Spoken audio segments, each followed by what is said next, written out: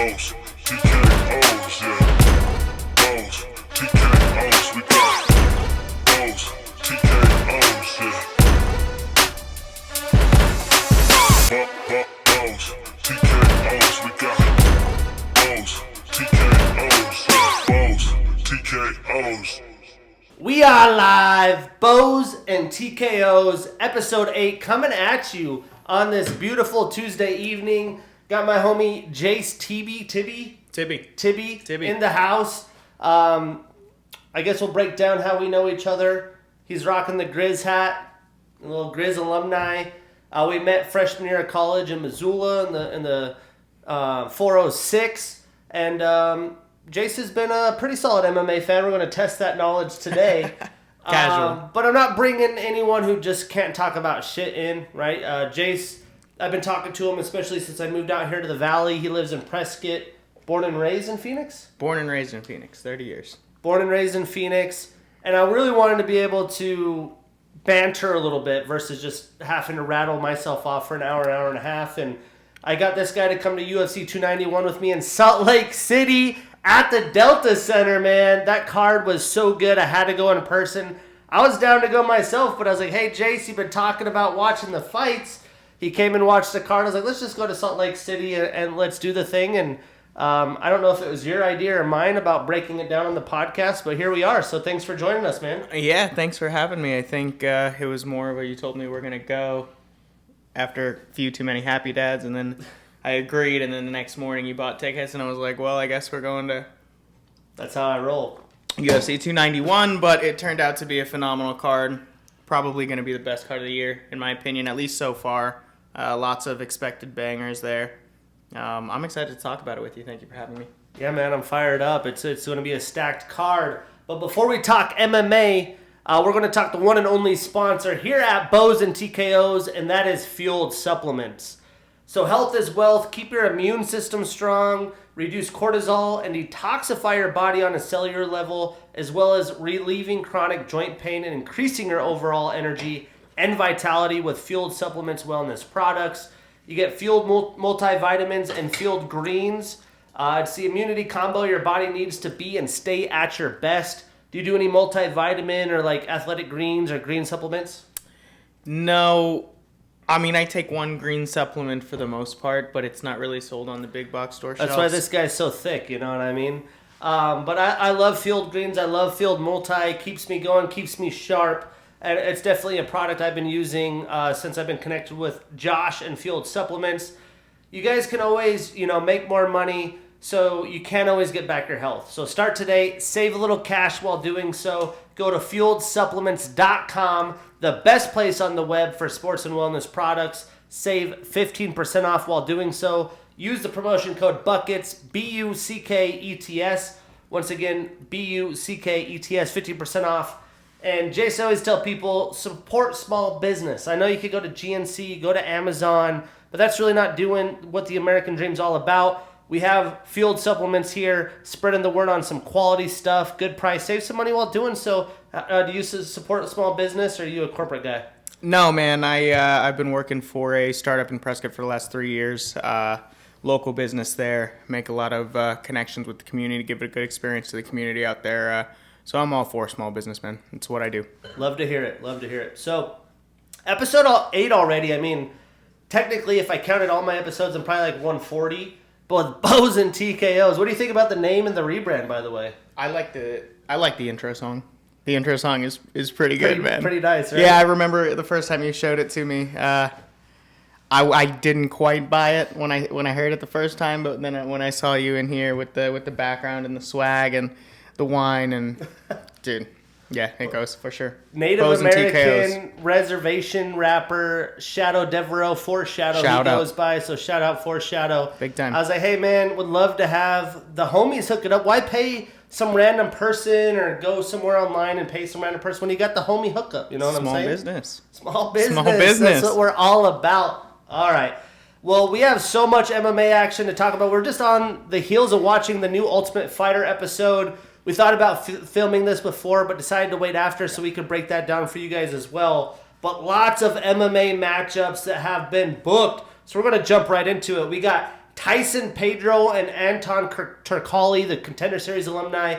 UFC 293, that Sydney card is getting built out. I expect this to be a banger. You know anything about these guys? You excited for this? What's your thoughts? I don't know too much about those guys. What's the main event in Sydney happening? I'm assuming it's Izzy. It's not fully built out yet. Okay, we don't know it yet for sure. So he's a casual. We're judging. Like him right I said, now. I said that earlier. Who are these guys? Fill me in. Tyson Pedro, Anton Turkalj, I believe, are light heavyweights, heavy hitters. So it should be a good stylistic matchup. Yeah, okay, I'm always down for a good striking fight. Full action, you know what I'm saying?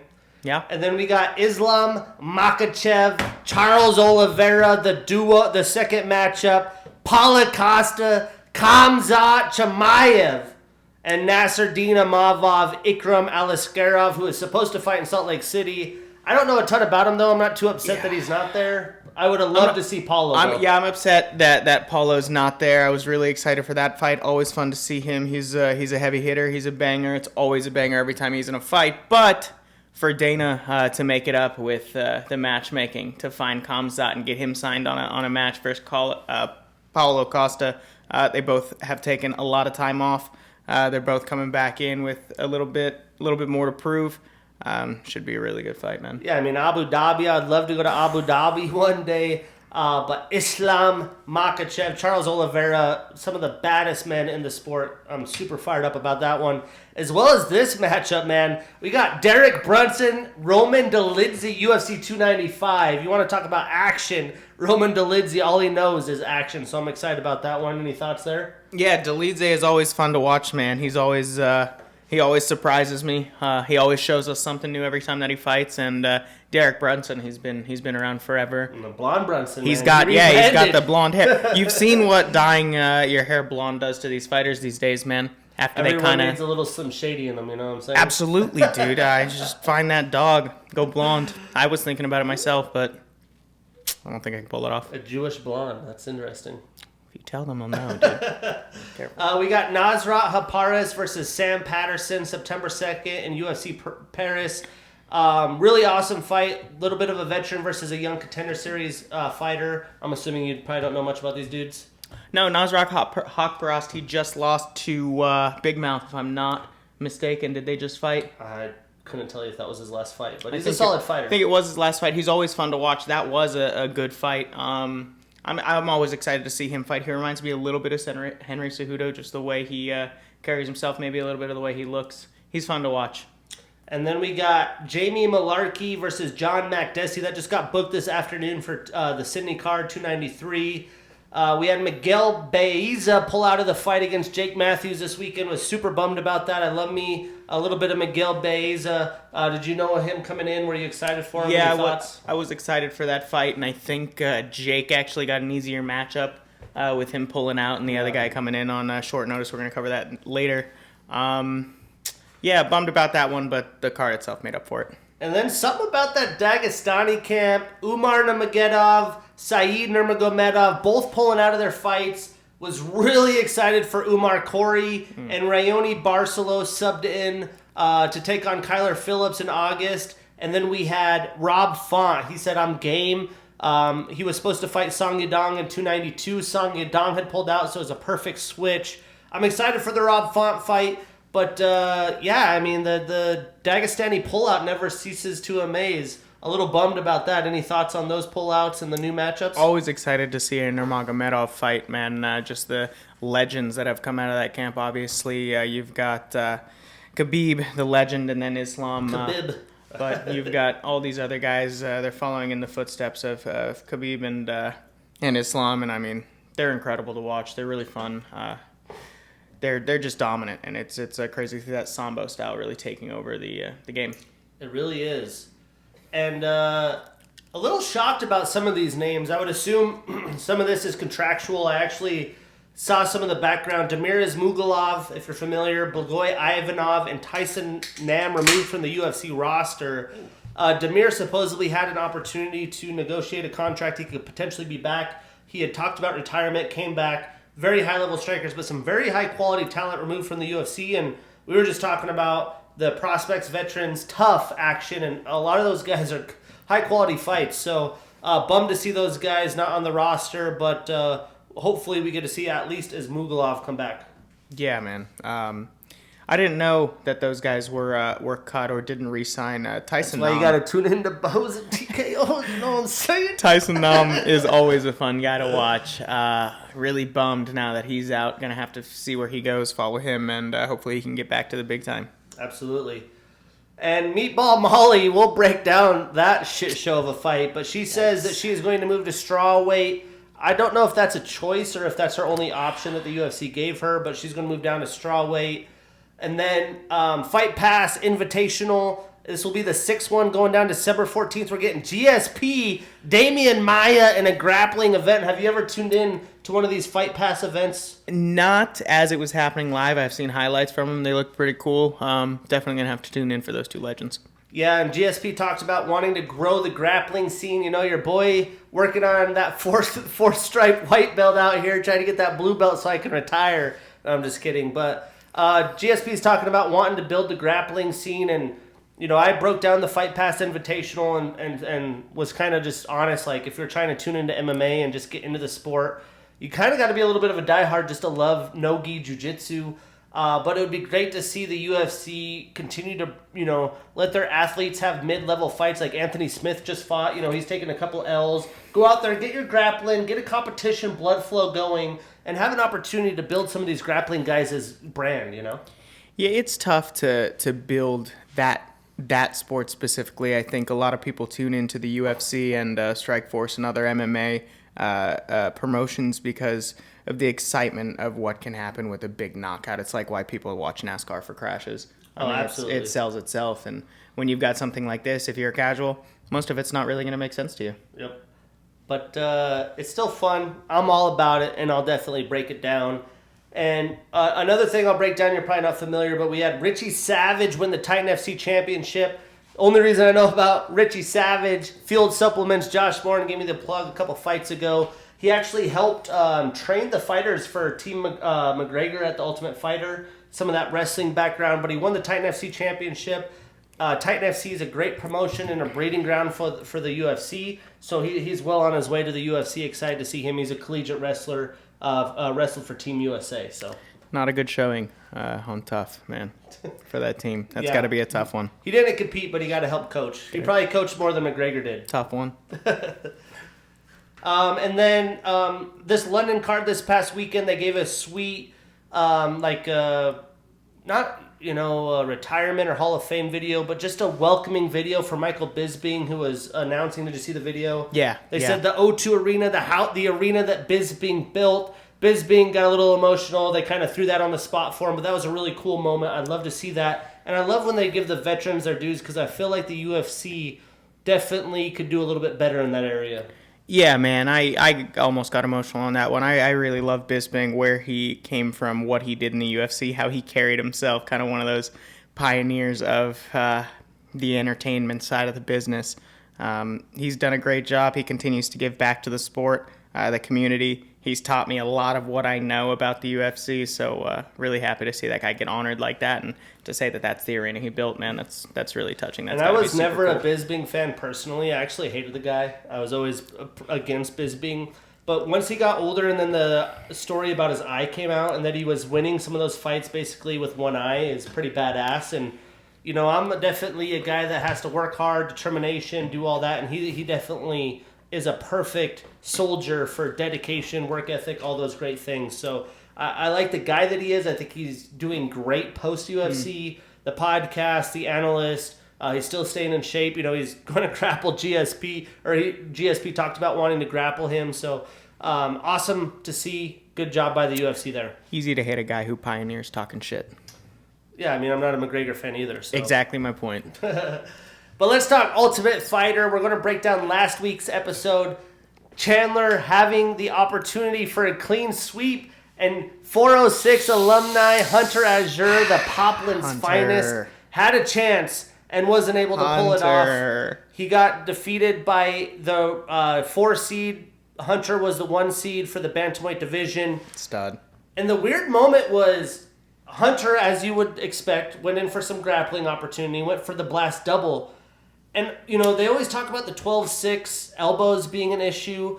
This guy came in and it wasn't quite 12-6, but he was just like, shink, shink, shink, just sliced Hunter's head open. It was bloodier than hell. It was one hell of a scene. But Team McGregor has one guy, gets the lone dog. And the cool thing was they were showing the videos of McGregor coach him, and he was talking about that right over. Boom! Buckled Hunter, got in, got the finish. What was your thoughts on last week's episode? Man, I feel bad for Hunter. He came out so strong, too. It was a great fight to watch. Obviously want the 4-6 boy to get the win after hearing several weeks earlier you talking about him and knowing him a little bit in your Montana days. I wasn't really paying attention, but having seen him come up, and then Azure, I was like, I know this name. And then to see him coming from Montana, training out of Phoenix, I'm like, oh yeah, it's got to be the guy Shane's a friend with. So, hopefully he bounces back from that one strong. Hopefully you actually get him here out on the pod. I think that would be really cool. Give him a chance to break down what happened there, and just help him move forward and upward and onward. Yeah, and I was really interested to see what his feedback would be after that loss because, he's my age. He's 31.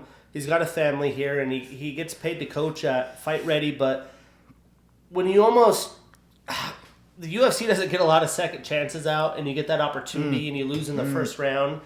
I was kind of wondering, I was like, where's his mentality going to be? Is he going to want to continue to fight? Is he going to be unsure? And he clearly was like, I'm coming back better. I'm going to keep putting the work in. You have to get knocked down multiple times to come back up. And that's who he is. His whole life is wrestling, mixed martial arts. So I'm excited to see him wherever he goes, whether it's the UFC or not. He could make some money in other promotions. We got some other Wyoming and Montana alumni out there in Bellator and other promotions. So wish the best to him. And then we had this week's episode, the first semifinal matchup in lightweight. I mean, this is really a UFC quality fight. We had Austin Hubbard, who we both picked pre-show. I was like, who do you want? We both picked Austin Hubbard. Take on Landon Roberts. And the first round was so damn close. There wasn't a lot of Ultimate Fighter showcase in most of the episode before the fight. It was just Connor making an Irish stew for the boys that are all sitting there taking L's. I'd have fucked that stew up, man. 100%. He put no water in with the stew. It was just his beer, forged. so it was a little spicy stew maybe. Yeah, a couple of them didn't like the stew. I don't know if it's if they don't like the McGregor or McGregor. Yeah, a lot of them seem a lot of those sour. vets have beef because he's been talking so much shit. Let me interject a little bit here with a sidebar. I understand not wanting to switch teams to go over from the side of Chandler to McGregor, especially after the scene McGregor made after the one win his team got. But man, to have that opportunity to just go train with McGregor and at least get both sides of things, and especially when they talked about being such close friends, and they've actually been the training partners through the past 4 weeks, so they know each other so well. To have that opportunity as, regardless, a young guy or a guy who's coming back to the UFC, a veteran, to have that chance to train with McGregor and the people that he's chosen to train with him from his camp, that's an experience or an opportunity that you don't get. I don't know if I would be as he let his 4th seed drive the Lambo, bro. Dude, I bet he would have let his 8th seed drive the Lambo. He's got another one. He's got a boat. That's Lamborghini. Oh, that's a good thought. I mean, these guys were so close. You could tell they were measured. They weren't as aggressive as they usually are. Especially Austin. I thought he would really get into that wrestling more than he did. Because round 1, they just were kind of feeling each other out. I thought Austin won the fight because he had bigger moments. But it was so damn close. Landon is just so long. And that straight left jab he has is faster than hell. And it hit Austin nice a couple times. Yeah, I honestly thought Rowe won that first round. It was a really close round. I would not want to judge it, but just by the significance of the strikes. I mean, they were close by the numbers, but the significance of the strikes that he put on Hubbard were, I think, more quality. Second round easily goes to Hubbard, and then the third round with the takedown, I thought it was Rowe. And when we chose Hubbard, I was bummed at that, but ended out, what was it? I think it was a split, right? Squeaked out the decision. Yeah, split decision. Round 2, Austin got a takedown, controlled the round, should have been his round. And then round 3 was a really close round. I thought Landon definitely won. If I were the judge, I would have gave Austin rounds 1 and 2, Landon round 3, and that's exactly what I think ended up happening. But it was a damn close fight. There wasn't a lot of aggression. You could see Dana wanted more, especially with these guys that are second chances. Right. But when you have one team who's all friends having to square up, that adds a lot of, like, I could have never imagined having to fight someone that I'm close with. They know that, like, they have families on the line. They probably are not making a lot of money. This is like a huge life moment. And to go that and steal that from someone that you consider yourself close with, I mean, that's a whole other animal. And I mean, they trained together closely, probably more closely than anyone else on that team for the last 4 weeks. They know each other well. It's no surprise the fight started out slowly. But at the same time, you're both fighting for your own family. This is a blip in the moment of time in your life. You need to take advantage of the situation. And then next week we get Timur Valiyev. Islam comes in, tries to give him some coaching advice. Brad Katona, no surprise, goes to Team McGregor with his coach, John Kavanaugh. That is going to be one awesome bantamweight. I mean, these are UFC quality fights. Some of these guys, I was shocked, were released from the UFC in the first place. So, yeah, Timur is an incredibly talented fighter. You saw at the end of the last episode, the final episode. All the guys thought Timur was the toughest guy in the house. Yeah. All the guys. And I think the UFC and Uncle Dana and the matchmakers are really giving us a treat, giving us the 2 best fights out of the 4 right off the bat. We're getting it to go down. So as the Ultimate Fighter rounds up, we have some news outside of the UFC.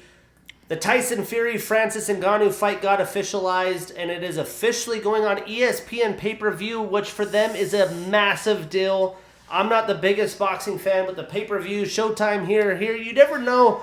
Like Terrence Crawford this week, if you told me, Shane, where's it streaming, or how do I watch it? I'm like, dude, I have to Google it. I really don't know. It's not a commonality, and I think the ESPN deal that the UFC landed was so big for growing the UFC. I've talked about how COVID really took it like a stock skyrocket.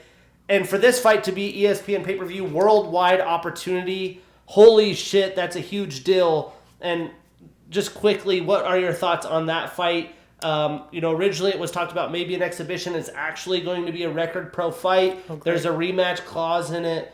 Great. Awesome for Francis to get this because everyone was kind of knocking him with his decision. I would like to see him in the UFC, but this is awesome. ESPN pay-per-view, massive. Yeah, agreed. Selfishly, I want Francis back in the UFC. His fights are incredible. You can't replicate them. There's nobody else in the UFC like him. There's probably nobody else in boxing like him. It's going to be really exciting to see. There's no one that just grew up in Cameroon, worked in the salt mines with fucking a body that looks like the Predator. That guy's incredible. I mean, that guy is a specimen. If there is one in professional fighting, but I'm happy he's finally getting paid. I don't agree with the decision, selfishly, so that I could see him fight more in the sport that I love to watch. But he's getting a payday. If he wins, he's going to get another payday. So I'm happy for him, and hopefully we'll see him one day back in the UFC. And hopefully to fight John Jones. Yeah, doubt we see it, but massive win for him, ESPN pay-per-view. Never would have thought that was going to be an option. And we talked a little bit about it, but big boxing fight if you guys are trying to get into boxing or just want to see high-quality boxing, man. We got Errol Spence, Terrence Crawford this Saturday. I will not be watching. Why? Because I'll be at the motherfucking Delta Center watching UFC 291. Right. But this is a massive fight, and I will, as I do boxing, barely talk about it next week. But we'll mention it. It's worth mentioning. Did you know about the fight this weekend? No, absolutely not. I haven't been paying attention to anything other than UFC 291 and the last couple weeks of UFC leading up to it and all the fights of the fighters who are fighting on that main card. So, since I've done the podcast, I've really tried to broaden my MMA horizons. I'm really trying to get more into Bellator, more into other promotions, one championship, not really Rizin, but other things. But one of my favorite things that the other promotions do is Bellator says, here's our A squad. Rizin says, here's our A squad. And they match them up. And it's a really awesome thing. They did it last year. This weekend is the second one of those. And they have a lot of good Bellator Rizin matchups and some Bellator fights. You ever watch Bellator? You ever take a dabble? Did you know about this? It's interesting because I knew about Bellator. Before you say, because I talk to my audience and I'm like trying to think, do they know? Because I barely know, and I'm a diehard. So I'm curious if it's because they don't promote it as well as the UFC does. When someone big, for example, Michael Chandler comes over from a promotion like Bellator. Yeah, once they come over, but did you watch them in Bellator? No, I don't know. And that leads me to my next question for you. Why hasn't Bellator or any of the other fight promotions like Rizin or Strikeforce, why haven't they risen to the prominence of the UFC? So one of my conclusions there is I've really tried to give it a chance. I've tuned in. I've spent too much Yeah, time. if you've watched it, The why quality don't of I watch fights it? just aren't there. Yeah. They do have a handful of gems, though. A couple guys that maybe never got their UFC chance that are getting paid and just stayed loyal to the promotion. Guys like Chandler. There's some other guys that we'll name off. But did you even know this was going down this weekend? No. Okay. No. So I'll quickly skim through this, but Bellator Rizin, great opportunity. The shit's happening live that won't be recorded. Then it's on Showtime. Then it's not because it is going overseas. So the time difference is weird. And they have Bellator saved for Saturday night Showtime because Showtime makes the money off Bellator. So they're showing the Bellator specific main card fights on Saturday evening. I'm not even sure how to stream the rest because I'm not going to be streaming. But these are cool fights, and I'm excited to see what happens. So let's see if you know these names. The main event, very, very big fight for the Bellator promotion. AJ McKee, Patricky Pitbull are going at it. I believe this is lightweight. So the second guy's a rapper, right? No. Nope, never heard of him. Yeah. So great fight. Really excited for that one. I'm probably going to pick AJ McKee. Patricky's getting older. He hasn't looked the cleanest of late. And AJ's got a really good wrestling heavy style that I think is going to pay dividends here. And then we have Bellator is making a flyweight division, and this fight is going to be for the flyweight championship in the co-main event. We got the veteran Kyoji Horiguchi taking on Makoto Shinryu for the flyweight championship. Just because I've never seen Shinryu and I'm not going to watch film to talk about this, I'm taking Kyoji, but Kyoji's had some ups and downs, but the first flyweight, they're trying to add to it. It's a big deal. Kyoji Horiguchi. Yep. Yeah, I pick him too. That thing rolls right off the tongue. And then we got Danny Sabatello taking on Magomed Magomedov. Yep. You got a Magomed in the name. They're probably getting I've done, heard right? of, I think first and last name, both of them. I'm pretty sure it's two people. And Sabatello, I've heard that name. Yeah, they're solid fighters. Definitely They've heard been that around name. for a long time. So Right. it's a big fight for them. And then in the women's side of things, we got Kana Watanabe taking on Vita Arteaga. And then we have Andre Koreshkov and Lorenz Larkin. I love me some Lorenz. He's a fun fighter to watch. So lots of good stuff just on the Bellator. Then there's also the Rizin Bellator matchups. So if you're wanting all your MMA action, you got Terrence Spence, UFC 291, Bellator Rizin. There is not a lack of action this weekend going down. There's not a lack of action this weekend going down. Absolutely. You're right. All right, so we're going to talk UFC Fight Night London. I got a little morning golf in. It was hot as shit, man. I am not used to this heat. I started golfing at 6:45. It was 92 degrees. I finished golfing at like 11 something, and it was 102 degrees. I was beat. I had a double freaking Bloody Mary. I had a couple light beers. I golfed under 100 legit. Pretty solid day in the heat. You know, when you're heated up, you're just lubed up. You're ready to fucking get some gas on that driver, dude. I was hitting right down the middle. It was nice. But I had to hit the cold plunge. And the nice thing is I got to get out of the cold plunge and I got to watch UFC day fucking action go down in London. And it was fun. Yeah, that was a great morning, man. I love it when fights are overseas and I get to wake up and chill. I didn't like golf. Football morning, right? Yeah, Saturday exactly. morning. It's off-season football morning time on a Saturday. There's nothing better than that. You partied on a Friday because you were pissed off because of the week at work all week. I love my job. Never get pissed off. Startup life. Never ever. Never work 16-hour days. But yeah, great Friday night. Wake up, go fish. You know, that's the great thing about Prescott. You wake up, it's not 102 degrees. It's 92? 70. No, in the morning it's 75 yeah. and gets up to like maybe 90 if we're unlucky. But yeah, I got into Phoenix and people are just angry here, man. The heat really gets to people. Prescott's fun. Prescott, nobody's angry. We can hater. fish, we can camp. You hate us because you ain't us. I lived here for 27 years. I tried it. No, it is hot. I've never experienced this. Whew. Again, without the cold plunge. burn- I have no idea. You burned the back of your arm on your seatbelt yet? No, I don't burn. The skin's Wait, just you invincible. wait until nope. You have no. First of all, you got white pasty Montana skin. You're tanner than me. Actually, you take walks in the morning, in this hot sun. But yeah, man, wait. You're gonna call me the moment you lean back onto that seatbelt, and you can hear it sizzle. It's a sensitive area back there. Well, Bowsandtkos, your host Shane Gillette had a good week with pick'ems. I went 9-3 on the London card, the O2.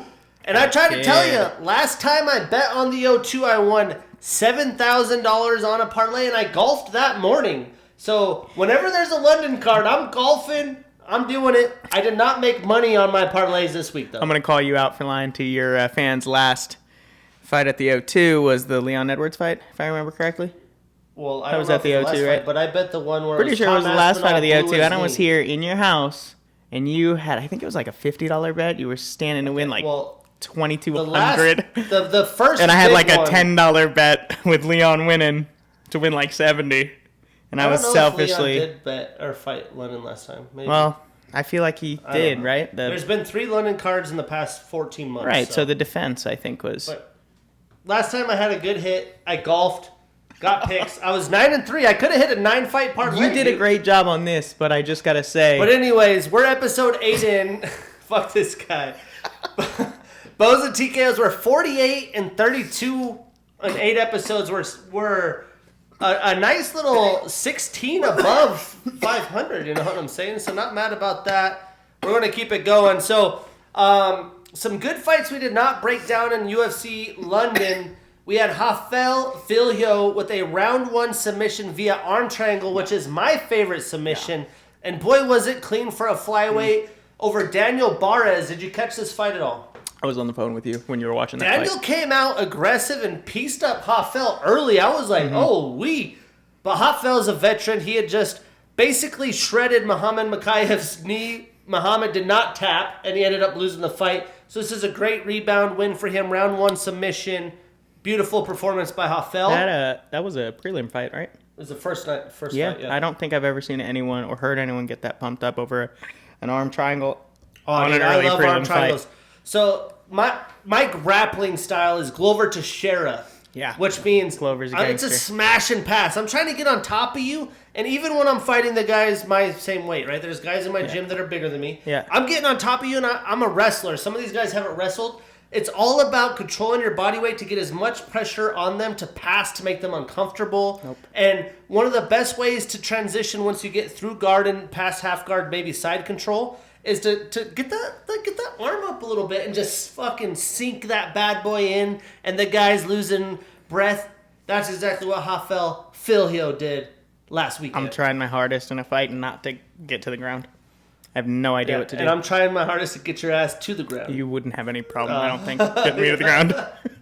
But great fight by Rafael Filho. And then we had Johnny Parsons with a round 2 TKO over Danny Roberts. Fight of the night, 50 G's. That mullet was flowing, baby. Well deserved. Yeah, I mean, it was action-packed. First round, really back and forth. Johnny Parsons, round 2, said, I am getting this fucking dub. And he went out and got it. Got the fight of the night bonus. And I'm sure that probably doubled his salary. So he's like, hell yeah, let's go. So great early fights that we did not break down last week. But we're going to kick it off in the prelims.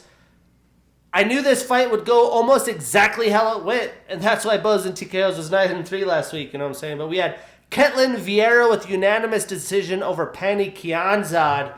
And this was Ketlin just really like, hey, Panny's a veteran. She's been there. She's ranked. I'm going to go in, and I'm going to take her ass down and not let her piece me up because she's got good striking. And that's exactly what happened. Did you catch this one at all? Yeah, I caught all the fights up till about noon. When the main card started, missed the first 2, but saw the last 3. This fight was cool. To be honest, I was playing golf at the same time. No, I was playing golf on the PlayStation, some 2K23, some PGA Tour. AKA tuned out. No, I didn't tune out. I mean, it wasn't... It's the first fight of the day. For a casual, like I said, I was chilling. But, it was a cool fight. But Ketlin does what she does, and that's why she's going to be right up next to another title shot. Ketlin did land 65 total strikes, only 15 significant, because a lot of them were on top, little body shots, things like that. She got 3 takedowns, 3 submission attempts, And Penny landed 92 total, so had higher volume, but a lot of that was from the ground as well. And she had 22 of those significant. So neither of them landed a ton of damage. And Penny in round 3 did get a reversal. She was on top. It was like, how crazy would that be if Ketlin was on top, controlled her for 2 rounds, she reverses her with a minute and finishes her? That would have been wild, but didn't quite make it happen.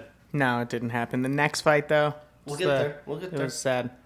It was sad. Sorry. I'm sorry. I thought we were moving on. No, not yet. So Ketlin starts a new winning streak. She moves to 3-2 since the beginning of 2021. So hasn't been, super active, but she's getting dubs. That's what it's all about. And Penny starts a new losing streak. She is 2-2 since 2021. She hasn't been super active as well, but this was a big-time fight. A lot at stake for these women. Ketlin Vieira, unanimous decision. Start the day with the dub. Now the sad fight you wanted. Yeah. I did get an L here. Oh, really? I thought Brian... Yeah, he was plus 300 underdog. I bet with my heart, too, on this one. I like to watch Brian. He always has a great fight. He alwa't throws some bangers, and this one, I think in every facet of the fight. This is where I really started watching. I think I lost my golf game. Didn't go Brian's way. Yeah, Makhmud Muradov with the unanimous decision over Brian, and there wasn't a lot of bam that we're used to seeing. I thought he would be able to land some. He just couldn't get in range. Makhmud was faster. He maybe had a little bit of a range advantage, just the slightest bit. Every time Brian tried to come in with those loopy shots, it was like, poof, poof. He was getting pushed back, and that's really, he got knocked down a couple times, maybe once, but kind of twice. And he almost got finished in round 2, so. That's right, man. He was getting dominated the whole fight. It was hard to watch towards the third. He just couldn't figure him out. And Makhmud hasn't been active, as we talked about last week, but statistically, Brian did land 81 total strikes, 28 of those significant, so not a lot of big-time shots for him. He went 0 for 1 in takedowns, and Makhmud landed 68 total strikes, 54 of those significant, with 13 takedowns and 16 attempts. There has been shown a way to victory for against Brian is take him down, get on top of him, and that was clearly the game plan for Muradov coming back, and he also did have 2 knockdowns in the fight. So Muradov ends his 2-fight losing streak. He starts a new winning streak. This is his first win since January of 2021, so over 2 years. Been a while. And he moves to 4-2 in the UFC, so nice little record there. And Brian, his first fight in the weight class down, he does extend his losing streak to 3, so back to the drawing board for Bam Bam. And he is 2-3 since 2022. So what's next for these dudes? Well, I didn't even talk about that in the last fight. So Ketlin Vieira, what's next? I think her squaring up with Mayra Buena Silva would be great. Myra's calling for the title shot. I don't think that'll happen. I think it'll be Pena Pennington. So give me Ketlin, Mayra. And for Penny, how about Yana Santos? 2 people that have been fighting for quite a while. That would be a great matchup. And then for these guys, I would love to see Muradov against Edmund Shabazian, who's kind of on a skid too, young fighter. Stylistically, it'll do great for fight fans. And for Brian, he dropped down. I'm sure the weight cut was hard. You take an L like that, it's like, do I want to stay in this weight class? Do I have an option? Maybe the UFC doesn't give it an option. But let's just assume he has to go to middleweight or stay at middleweight. That's what the UFC tells him. I would love to see him fight Albert Duraev, who's coming off a loss as well. Quality fight there. That would be a fun one to watch, man. That would be nonstop action. They'd be swinging like crazy. Yeah, Albert Duraev, his last fight, those hooks. Both guys throwing hooks. But Albert can wrestle, so he might just take him down like Muradov did. Yeah, I think it'll be fine. I think they both Chase want is tuning in. I think they both would want to do the man dance there. They both just men, I think they'd want to go at it. Jace will put 2K golf down for a minute for that fight. Yeah, I watched the next several. Okay. So here, an amazing lightweight fight. I did get this fight right, but it was tough to watch. We had Joel Alvarez with a round 2 submission via Bravo choke, Darce choke. It might have been a little Darcy. They considered it a Bravo over Mark DeCasey. And the reason it was a little tough is there was an accidental headbutt right before Joel just pounced on him, got the choke in. But I thought Joel was winning the first round. I thought he was on his way to victory. And he was just using that length to his advantage. I don't know. I think people are taking it, like not giving Alvarez any credit. And I want to make sure Joel Alvarez gets the credit because this is a huge win over a very good Mark DeCasey. I mean, that choke is incredibly talented to pull off, headbutt or not. The headbutt accidental, for me, that's in quotation marks. He was, I think he was getting frustrated. I think if you were listening to the commentary, they mentioned that as well. He was getting frustrated with the defense when he was down on the fence. And he kind of just threw the crown of his head into his chin. I think you're talking about the that's Andre Munoz fight. That's a different fight. Yeah. Okay, well, wrong fight. This one, though, they did go throw southpaw. They clashed heads. Okay. Yeah. And then he went in and got the choke. But he was winning the fight before that, and I thought was on his way to winning. Yeah, well, that's tough to watch then, especially. I would assume this is almost as tough to watch as that was. It's just tough because the lightweight division, in my opinion, maybe we can get your opinion on this.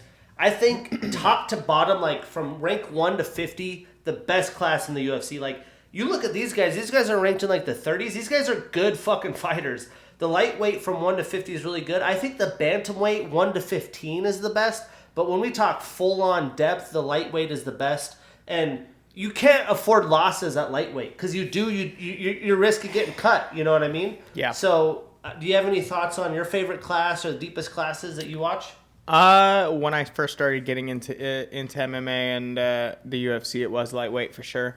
Tons of killers. I mean, there's still a bunch of killers as we see coming up on this card. This upcoming one this Saturday. But right now, where's Brendan Moreno? Flyweight. Yeah, flyweight. That one's going to be fun to watch. There's a lot of good prospects coming up in flyweight. And it's funny to think that they almost cut flyweight after, before the Davison right before the Moreno saga. trilogy, I believe. Saga, I think, is 4, There's right? 4, but before the trilogy, they almost cut it after Henry Cejudo technically retired because he wasn't getting money. And the new prospects coming up in that division are so fun to watch. Mm-hmm. And I really hope they don't do another Pantoja fight because Pantoja's 2-0 on Brandon. Would I watch it? Absolutely. But there's so many good young guys, and the speed of them fighting is insane. It's like Dragon Ball Z. They're like fucking... they're all of a sudden they're over there. You're like, what the fuck just happened? Get them both to dye their hair blonde, and we'll have the trilogy and see if they can go Super Saiyan. Pretty much. But this was a great fight while it lasted. Joel landed 64 total strikes, 42 of those significant. He did have the submission attempt and was 0 for 1 in takedown attempts. And the knock on him has been he has a 0% takedown defense. 0% in his UFC career. And he has a lot of fights and a lot of wins. But this fight, Mark landed 29 total, so way less. Again, Joel was on his way. 20 of those significant.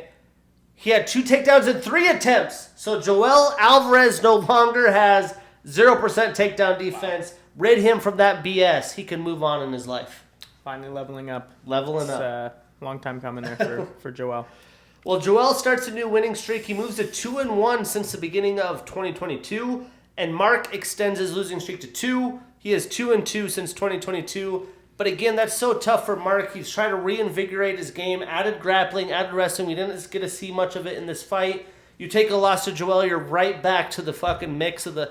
Because, when you're in, rank 30 in a division like this, you're getting the next up-and-comers who are undefeated, trying to make a name, and you got to fight killers from there on out to get even back to the top 20, top 15. It's tough. Yeah, once you're established as, for lack of a better term, a gatekeeper, it's tough to... unless you win decidedly and with something really exciting that's going to make the DeCasey is a good gatekeeper name, though. He's got the red hair, you know what I'm saying? I love Mark DeCasey, but, in terms of joke... You're going to get canceled for that. No, I'm not. 100%. He could be a gatekeeper, though. You're a gingist. But what's next for these guys? I'd love to see a showdown. Get this. Come on. You got to know this guy.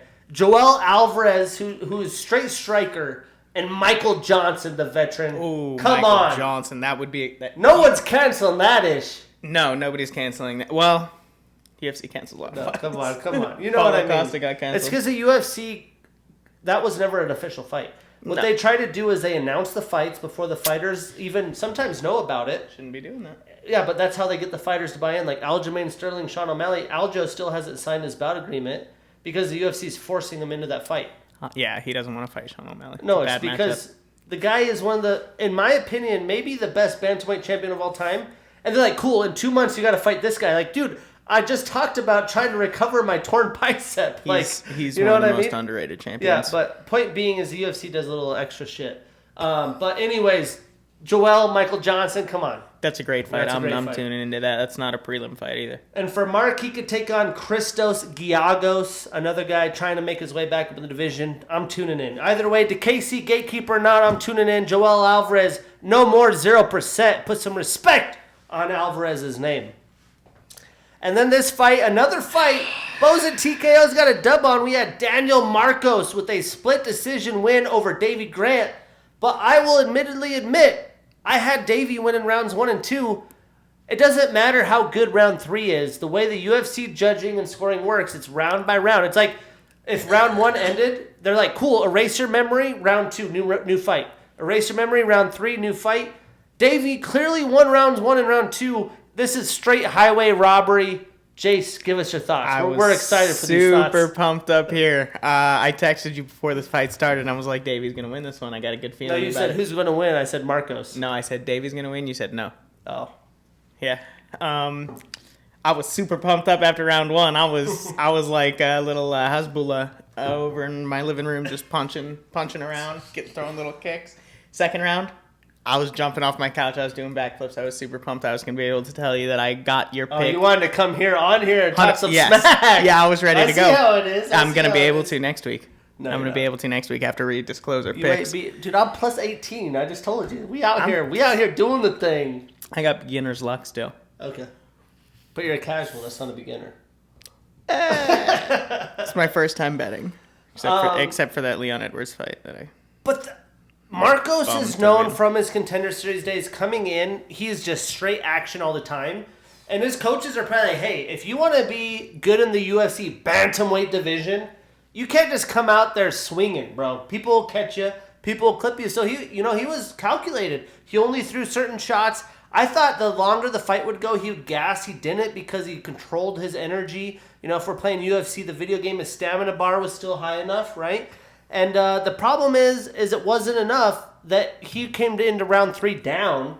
He won round 3 barely even, but they gave the split decision to Marcos. And I think the reason being is that jab that Marcos landed bloodied up Davey's face. He ended up having a bloody nose, and they considered damage a big thing. They gave him way too much credit for that. Here we are, bummer decision.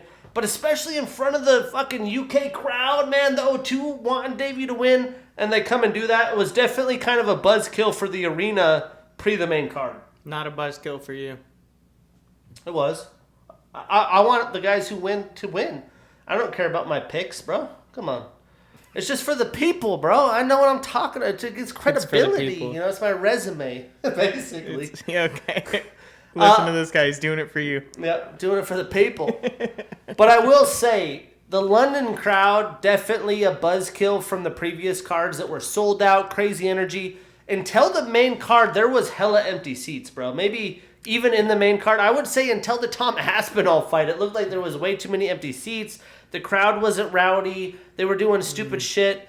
It's a bummer, but when you know, a lot of the fighters talked about this. When you put 3 London cards at the O2 in less than a year and a half, it's an expensive ticket price, especially London prices, dude. That's way more expensive than Seattle, where I've lived before, and is expensive, like LA. Like, London's hella expensive, and you're trying to get these guys to pay for their hard-earned wage 3 times in a year and a half, and there's no title fights this card. Like, I understand where they're coming from, but I thought London was that kind of place, and they were talking about how good their fans were. A little depressing, but I'm not too surprised.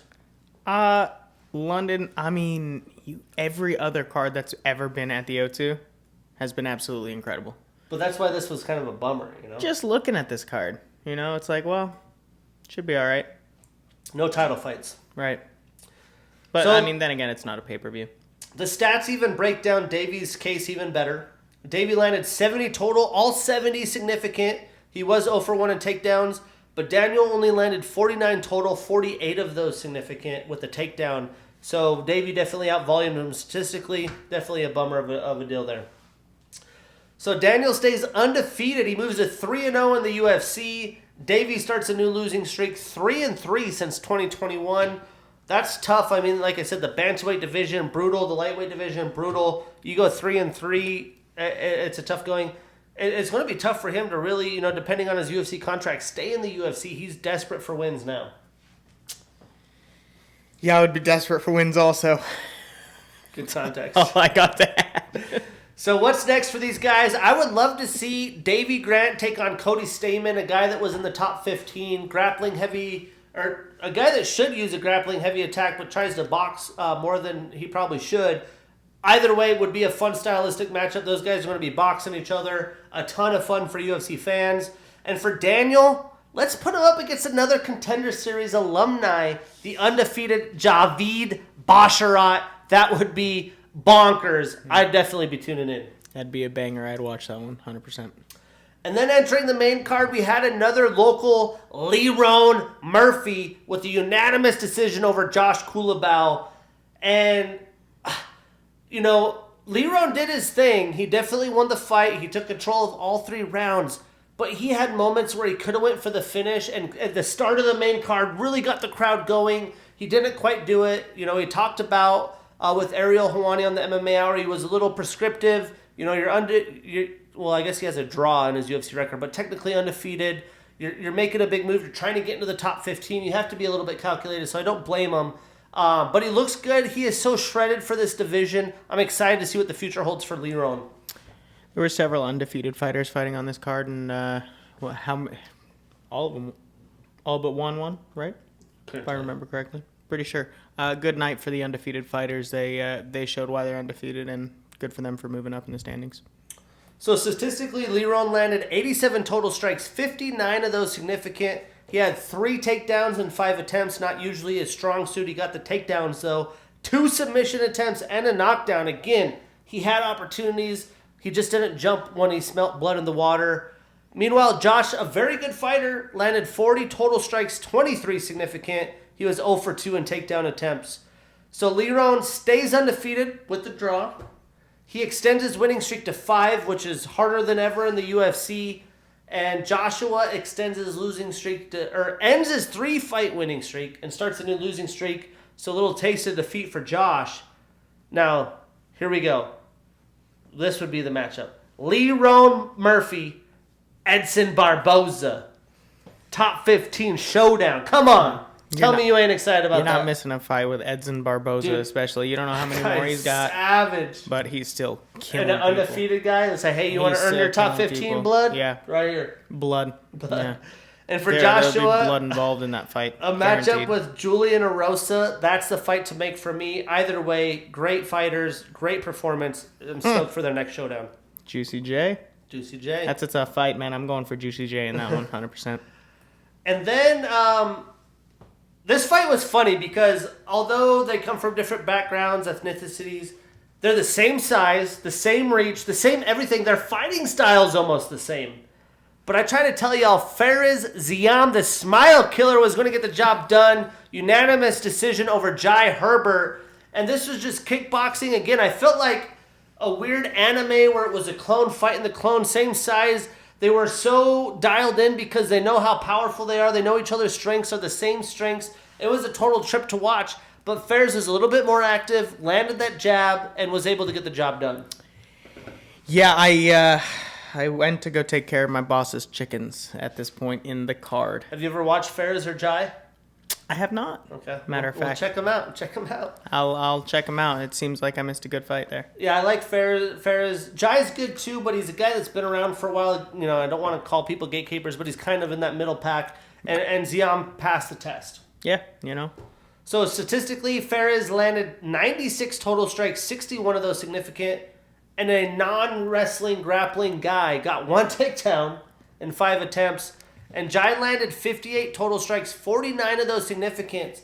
And he was 0 for 6 in takedown attempts, which weren't takedown attempts. He tried to body Fares on the octagon, which probably works for him in training because he's not fighting a 6'2 guy. But when you have another 6'2 guy up there and you're trying to clinch a guy down, there's so much energy and things involved with footwork and just positioning hands, breaking the hands.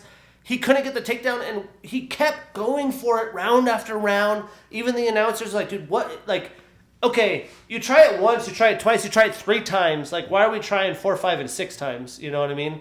It's like, Yeah, It was Shane, brutal. that's the definition of crazy. You know, trying the same thing over and over and expecting different results. Well, Jai was a little crazy in the home crowd. It did not work out for him. Ferris extends his winning streak to 2. He is 4-2 in the UFC. Jai starts a new losing streak. He is 1-2-1 since 2022. So he's been active, hasn't quite gone his way, especially the draw before that. It's got to be brutal. But Ziam again passes the test. And I think he's ready for a little bit higher rank. You know, Clay Guida's still around, floating around the 20 spot. We got Vince Pichel. I think either of those matchups would be fantastic. And for Jai, give him Jordan Levitt, who's coming off a win. That makes sense. Let me do the matchmaker's job. We're ready to rock.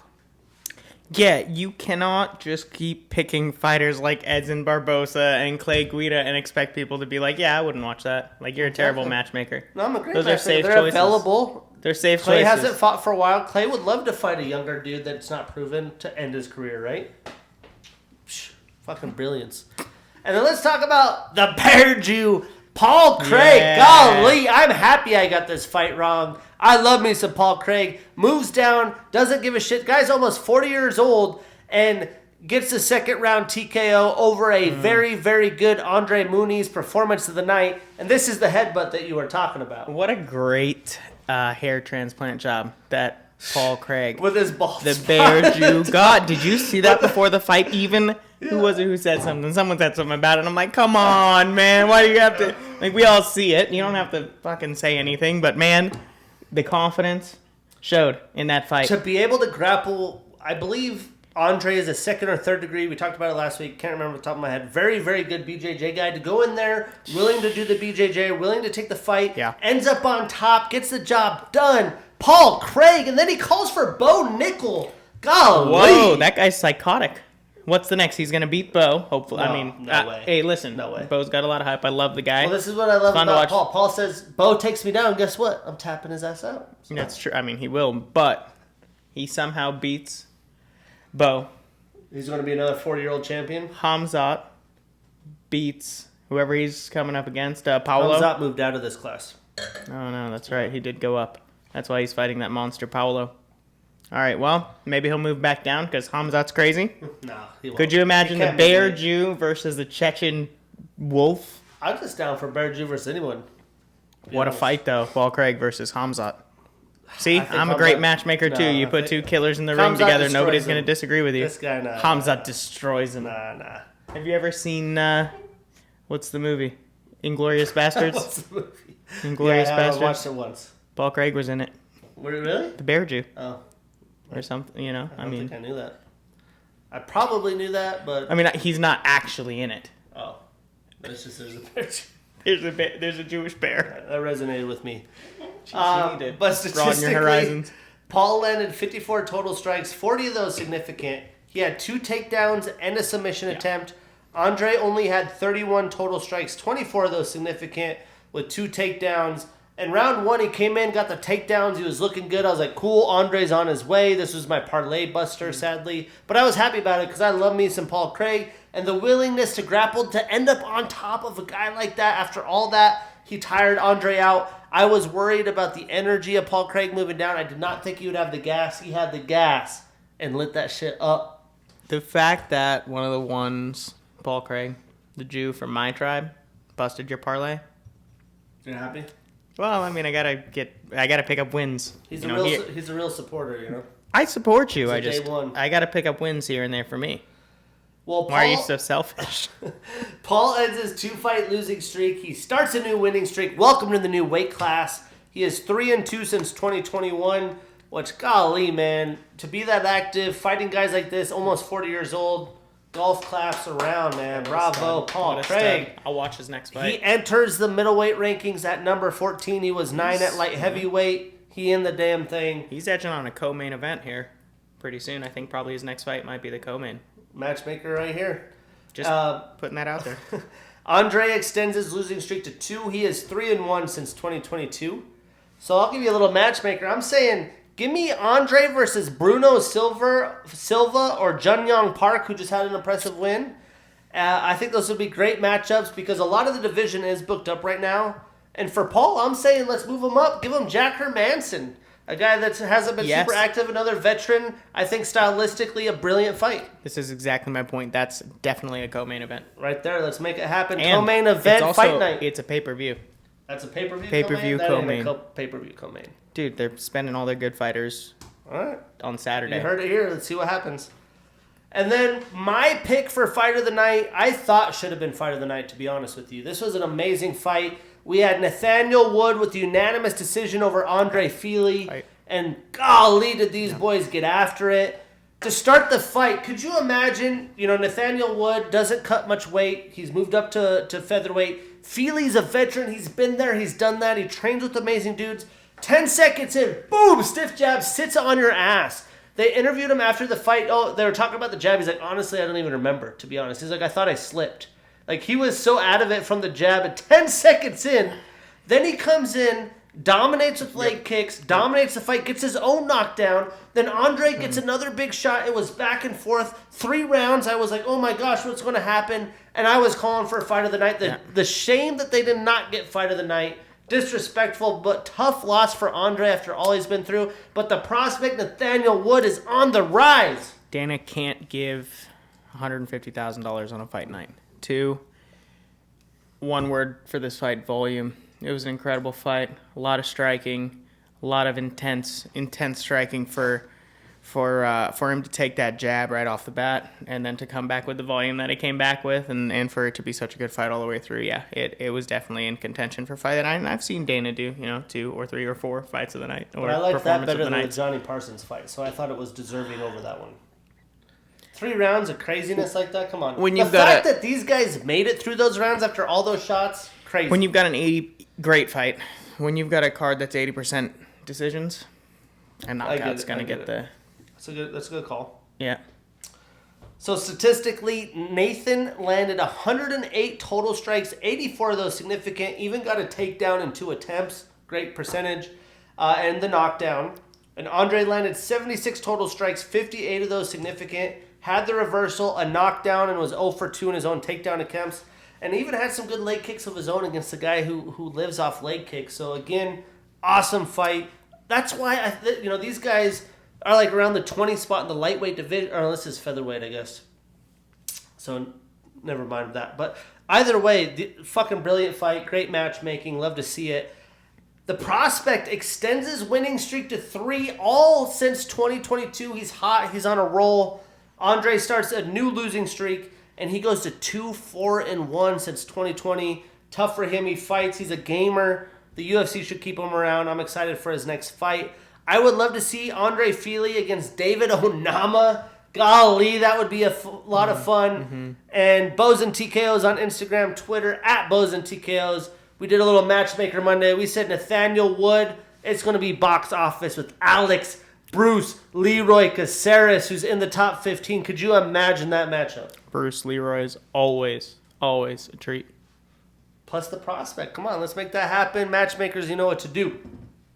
Moving on, we had Julia Stolyarenko with a round 1 submission via armbar over Molly McCann. Molly was like minus 200. Julia was like plus 300. But she's a black belt. And we've seen that Molly struggles with grappling. But come on. She gets put in an armbar and rolls herself into the armbar. It's like she literally hasn't even taken a jiu-jitsu class or has tried grappling. For me, she's just the reason the UFC loves her and the UK loves her, she literally goes red like a bull, comes out there and fucking just throws bombs, and sometimes she connects.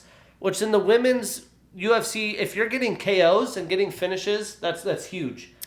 But you got to be able to practice grappling at some point. This lady's a black belt, and she made it look easy. Great win for Julia. No discredit to her. But Molly's got to go back to the drawing board, and that's probably why she's moving to strawweight. Yeah, Julia looked absolutely dominant in that fight. Wasn't even close, standing up on the ground. Obviously, Molly just kind of gave up, rolled into that armbar, like you said.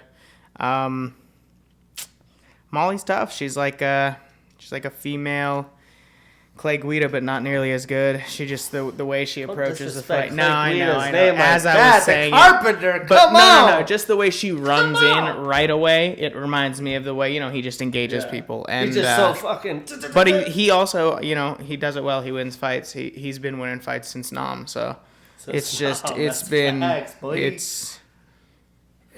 I like Molly too, man. Some of Me those. too. I some picked of those, her. I felt bad some that of I those picked her because knockouts I that knew she's if she put would up on get the anywhere board. to the ground, it was over. Some of those knockouts she's put on the board and those highlights that she's given us why she's probably in the UFC, as a right? woman fighter is just fucking savage, dude. Savage. I don't think I've ever. It's one of the hardest women knockouts I've ever seen. You know what's savage? The spinning back elbow. Is knowing that girl when you're was in a out position with an cold. armbar, the one thing you can't do, you do. Roll away from it. She rolled right into it, bro. She's a professional fighter. Yeah, and I'm a casual. And you knew she rolled into it. I knew the right answer. Yeah, that's brutal. I listened to Danielle Cormier. Danielle. Sorry, Daniel. This guy. It was bound to happen, man. Fucking happy now, huh? Well, Julia starts a new winning streak. She is 2-2 since 2022. Biggest name on her record, probably. And Molly extends her losing streak to 2. She is also 2-2 since 2022. So give me Julia Montana De La Rosa. And if Molly is in fact still in the UFC and she does go to strawweight, how about Corey McKenna? Either way, really big win for Julia. Montana De La Rosa. And that's then, a tough fight for Julia.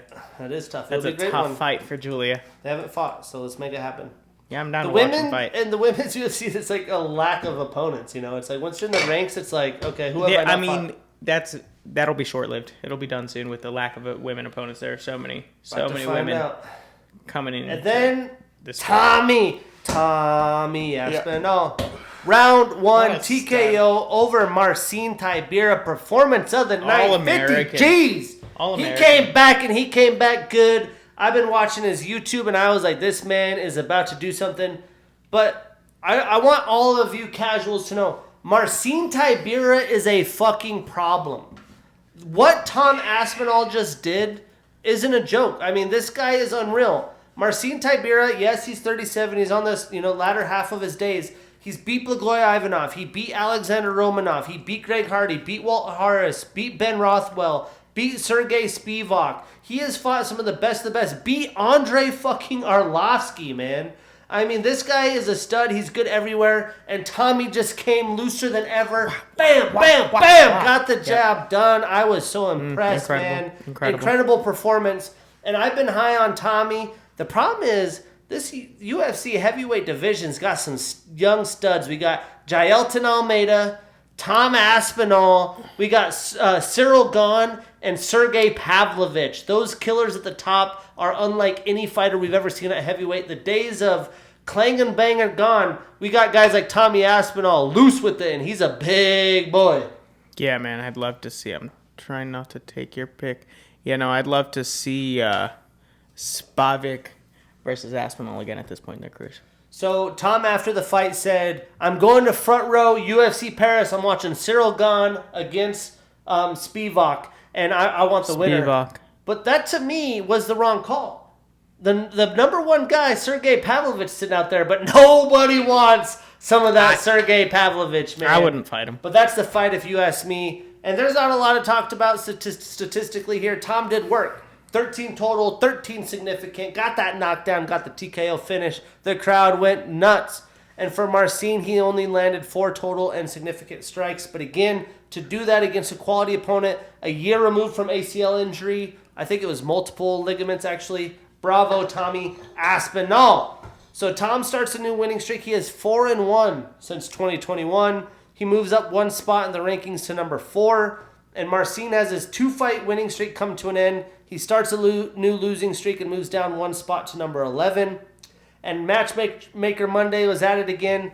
Again, I think it's the only fight to make. Give me Tom Aspinall. Give me Sergey Pavlovich. Title eliminator fight. Sorry, Cyril. Sorry, Spivak. And for Marcin, how about Chris Dawkins? Another heavyweight showdown. Thoughts on those fights? Love Chris Dawkins, man. He's fun to watch. What's his brother's name? He's also in the UFC. Dawkins. Kyle Dawkins.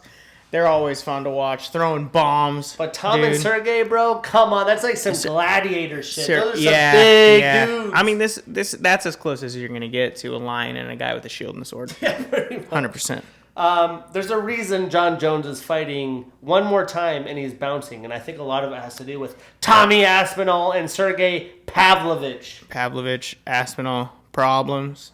Problems. Dogs. Future. The future is here. Talking about future, me and this guy taking my Dodge Ram to Salt Lake City. Man. 12-hour drive to fucking Salt Lake 12 City hours. for UFC. It'll be 291, 12 11 hours plus an hour we're losing. Can I stop to fish? Equals Can I 12. stop to fish? So early prelims, 3:30 on ESPN Plus and UFC Fight Pass. You're going to be there for the early prelims, Jace. I am going to try to get there for the Miranda Maverick fight. I think that's the first fight of the night. Should be a good fight. It'll be fun, man. We'll get there. Jace We'll get there. Second no fight. conviction there. He has no idea what's Second going fight. on. Well, no. I'll run the show. I did we say. got a podcast. Be honest. I did say I wanted to make it for the whole fight. It's my first ever UFC event. Very excited. Thanks. First you, Shane. UFC event. The best card of the year. Are we going to get you potentially. back next week to break down this card or what? Yeah, man. If He's yeah, committed. we'll do it. He's We'll do it. coming Yeah, in. we'll do it. It's I said a whole yes. We'll do hour it. from Prescott. You know, it's a tough day. It's an hour and 30 minutes. And then in the here. prelims, we got on Phoenix. ABC. Wow. We might be on ABC. History. Dog. No, it's been No, on we ABC should make one of before. the signs where ABC spells something out. ESPN, ABC at 5 p.m. And then you already know the pay-per-view. ESPN, ABC. We got a lot It's of letters to happening. use. What? We got a lot of letters to use on our sign. Use ABC. But It's better than ESPN's doing it too? Yeah, you could do it on anything. What if we ESPN made plus something out of ESPN, all ABC. 7 letters? That's a lot of thoughts, dude. It's a lot of Did thought, you but graduate college? Can we get a degree in there? fuck. Sorry, it's just live. No, I went to college multiple times, You like can 4 say different whatever schools. You want, bro. Oh, wow. You got freedom of speech, baby. Fuck. So some fights we will not break down, but some good fights. If you're just a casual, you're like, hey, should I tune into these? Tune into these. We got Matthew Yes, Semmelsberger, that's my Yaros pick. Medic. I think that fight is going to be stylistically a great matchup. And I love when there's great matchups early in the card because these guys want $50,000 bonuses. They see these guys throw down. They're like, damn, I'm going to have to show out. And guess what? Everyone knows Poirier Gaethje's probably taking fight of the night. So you only got so many bonuses left. You know what I'm saying? It's a pay-per-view. Dana's going to be generous. He's going to make a lot of money this weekend. They're going to have to put on a show, man. Semmelsberger, he's a really aggressive fighter. If he comes out fast and he pressures Yaros, he's going to win the fight. That's going to be a banger. We got a banger. It's going to be a going banger. on. We're going to start it off, like I said, if we can maybe make the Miranda fight. Maybe not. I'm going to make this fight no matter what. And I was pretty bummed about my guy Miguel Baeza getting hurt and pulling out of the fight. But we get Jake Matthews, Darius Flowers. Darius Flowers, UFC debut. He's going to be game. They're always going to come out. That should be a great fight. Another amazing stylistic matchup. We got Roman Kopylov and Claudio Ribeiro. Don't blink in that fight. That's all I can say. And then Miranda Maverick, Priscilla Coera early in the card. The first fight of the night. Miranda Maverick subbing in for JoJo Calderwood, which I'm super bummed. I wanted to see JoJo. I love JoJo. Yeah, I'd love to see her fight. See a veteran OG who's I done know. everything for women's MMA. Yeah. But Miranda's coming in with some bad taste in her mouth. It's going to be a big fight, so check into those fights. But we're going to kick it off with my guy in the early prelims. We got Vinicius, Phenomenal, Salvador, 27-year-old fighter with a 14-5 record, taking on CJ Vergara, 32 years old with an 11-4-1 record. And whoo-wee, I cannot wait for this fight, Jace. This is the prelim that I'm second most excited about. This is, I believe, an underdog, Salvador. Yep. Small I was underdog. surprised you knew who he was. I was like, Jace ain't gonna know who Vinicius is. No, come on. Phenomenal? I'm pretty sure that means phenomenal in Spanish or maybe Portuguese or something like that. If he's Brazilian, he's Brazilian, right? Yeah. Yeah, it's got to be Portuguese. CJ Vergara, fast, tight punches. Good little grappling for a flyweight. Good little grappling for a flyweight. I agree with you. However, if Salvador can come in and land one of those... You can't prep for Salvador, bro. No, Salvador's... You don't get a guy like, hey, Salvador like is throwing Salvador. punches from the bottom and from the outside. Way little hands. Yes, boom, boom, yes. If he fast as catches hell. you, you're done. This is my one of 3 underdogs I'm calling for the night here to get a win.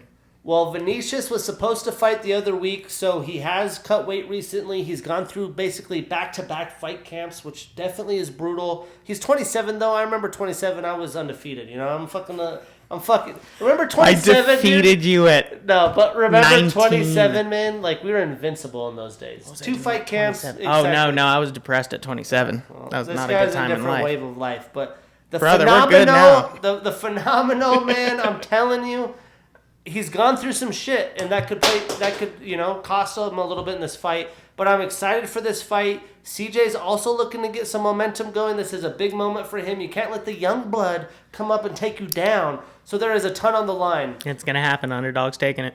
Well, we'll get there in a second. Listen. We're going to break it down real quick. Okay, break it So down. Vinicius, he's on a 1-fight losing streak.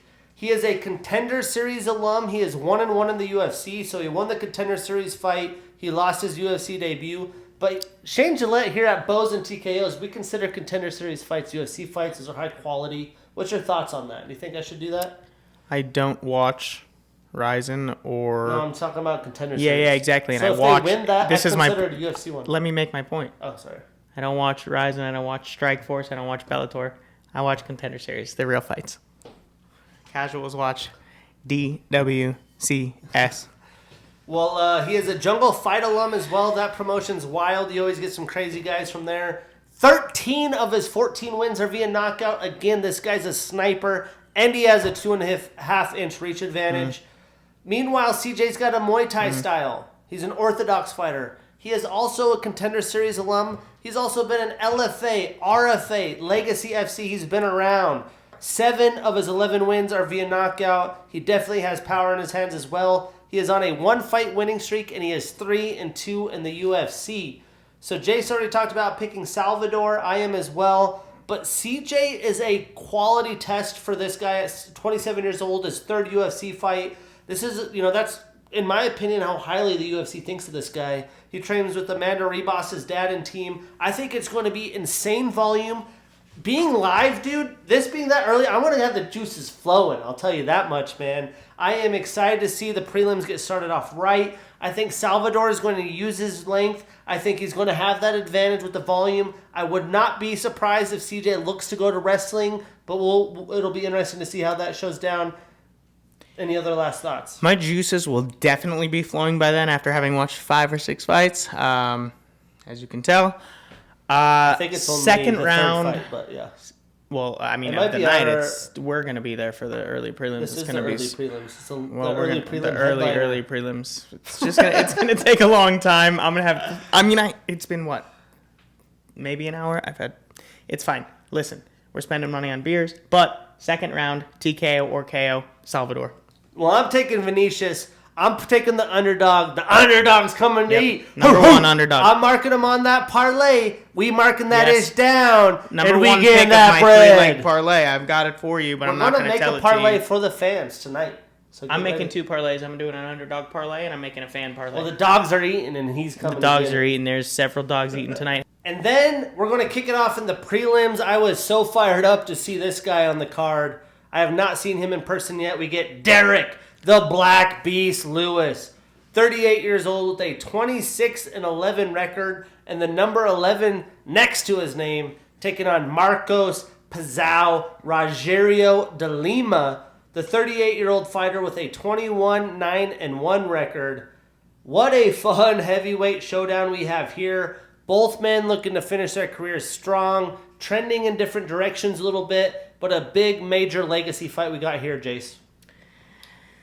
Man, I almost just took my pants off because he has a legendary post-fight interview where he took his pants off. My balls is hot. My balls is hot. That was the Conor McGregor-Khabib fight card, by the way, which was insane. Incredible card. That's probably why I remember it. Wow.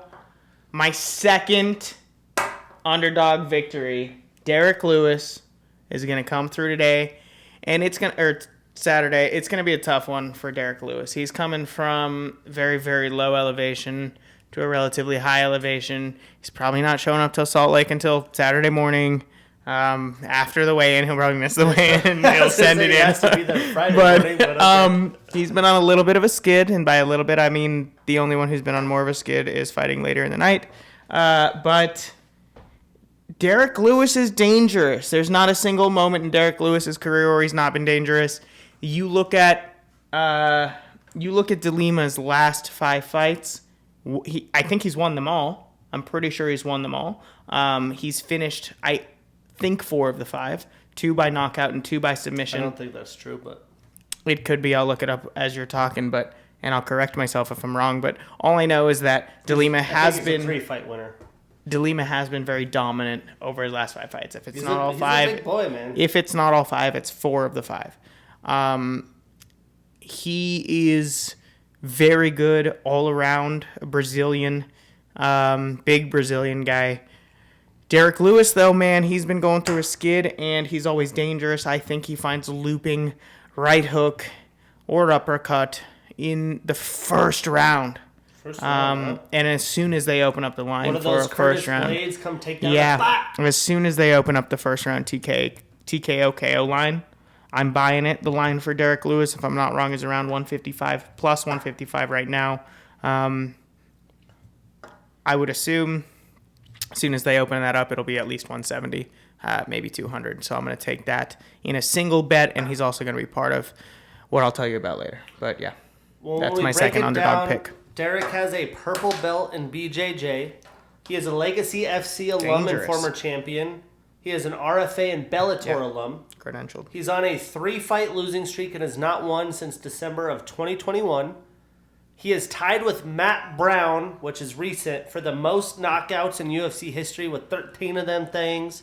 The most knockouts in heavyweight history, 13. The second most UFC heavyweight wins was 17.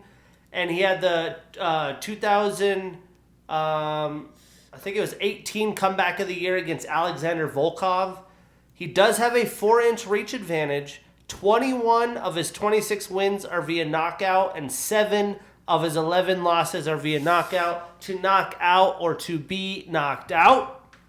And Marcos, he trains with some dogs out of ATT. He's got a black belt in BJJ. He's on a 2-fight winning streak. He is a Strikeforce alum. 14 of his 21 wins are via knockout, and 5 of his 8 losses are via submission. Personally, I think if this is going to stay a striking battle, this is going to be an amazing fight. I can see Marcos going for the takedown early and often to avoid the power of the Black Beast, but I am taking Marcos. Jace is taking the Black Beast. Do with that what you will. I will not put this on a parlay if possible, though. I do think there is an opportunity for Derek Lewis. It seems like he's getting in a little bit of shape of late. There's so much on the line for him. But Marcos is a dog. Not a lot of people know about him, but he's going to keep that winning path in my book. Yeah, look, the last 5 fights, DeLima has won 4 of the 5. The only person he lost to was Ivanov. He beat Andrei Arlovsky in his second to last fight. By no means is he not a killer. However, man, Derek Lewis lost 4 of his last 5, but they're all monsters. His 4 losses out of his last 5 are Cyril Gane, Tai Tuivasa, Sergey Pavlovich, and Sergey Spivov. I mean, Derek Lewis beats the 4 that DeLima beat all day. We're about to find out, Knocks my man. them all out. We're betting a shot on that one. I'll bet a shot on that Jace one. is already 2 shots deep. That's true. And he is not paid up. This man, someone call the cops. This guy owes me 2 motherfucking shots. Can we get a chug right now? You said for one of them? Grab some Howler Head. A live chug? Howler Head, I'll do a shot. No, a chug of your Happy Dad. Yeah, of course. Give me a fat chug. This is a shot right here. Live on. You gotta pop that shit so loud, huh? Just go for it. Do you have a thing that you can put up on the screen with like a minute? We're just going to judge you by this chug. Let's see what your chug is. Don't be a pussy. I don't know if you can say that on live say what TV. I fucking want. Okay.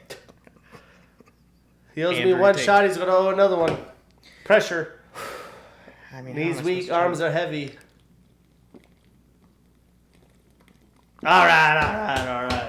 Now we're going to talk about the prelim headliner, and you want to talk about matchups. Golly, Dana White said if you don't know, now you know. We got Gabriel Maritinha Bonfim, only 25 years old, but undefeated with a 14-0 record, taking on Trevin Giles, 30 years old, entering his prime at 16-4. And again, this is a prelim headliner for a reason. Stylistically, shit's about to go down. I think Trevin has a lot more experience, But Gabriel is on a roll with first round after a first round finish. I think he looks to keep the streak going, and I can't wait to see this go down in the Delta Center, Salt Lake City, live.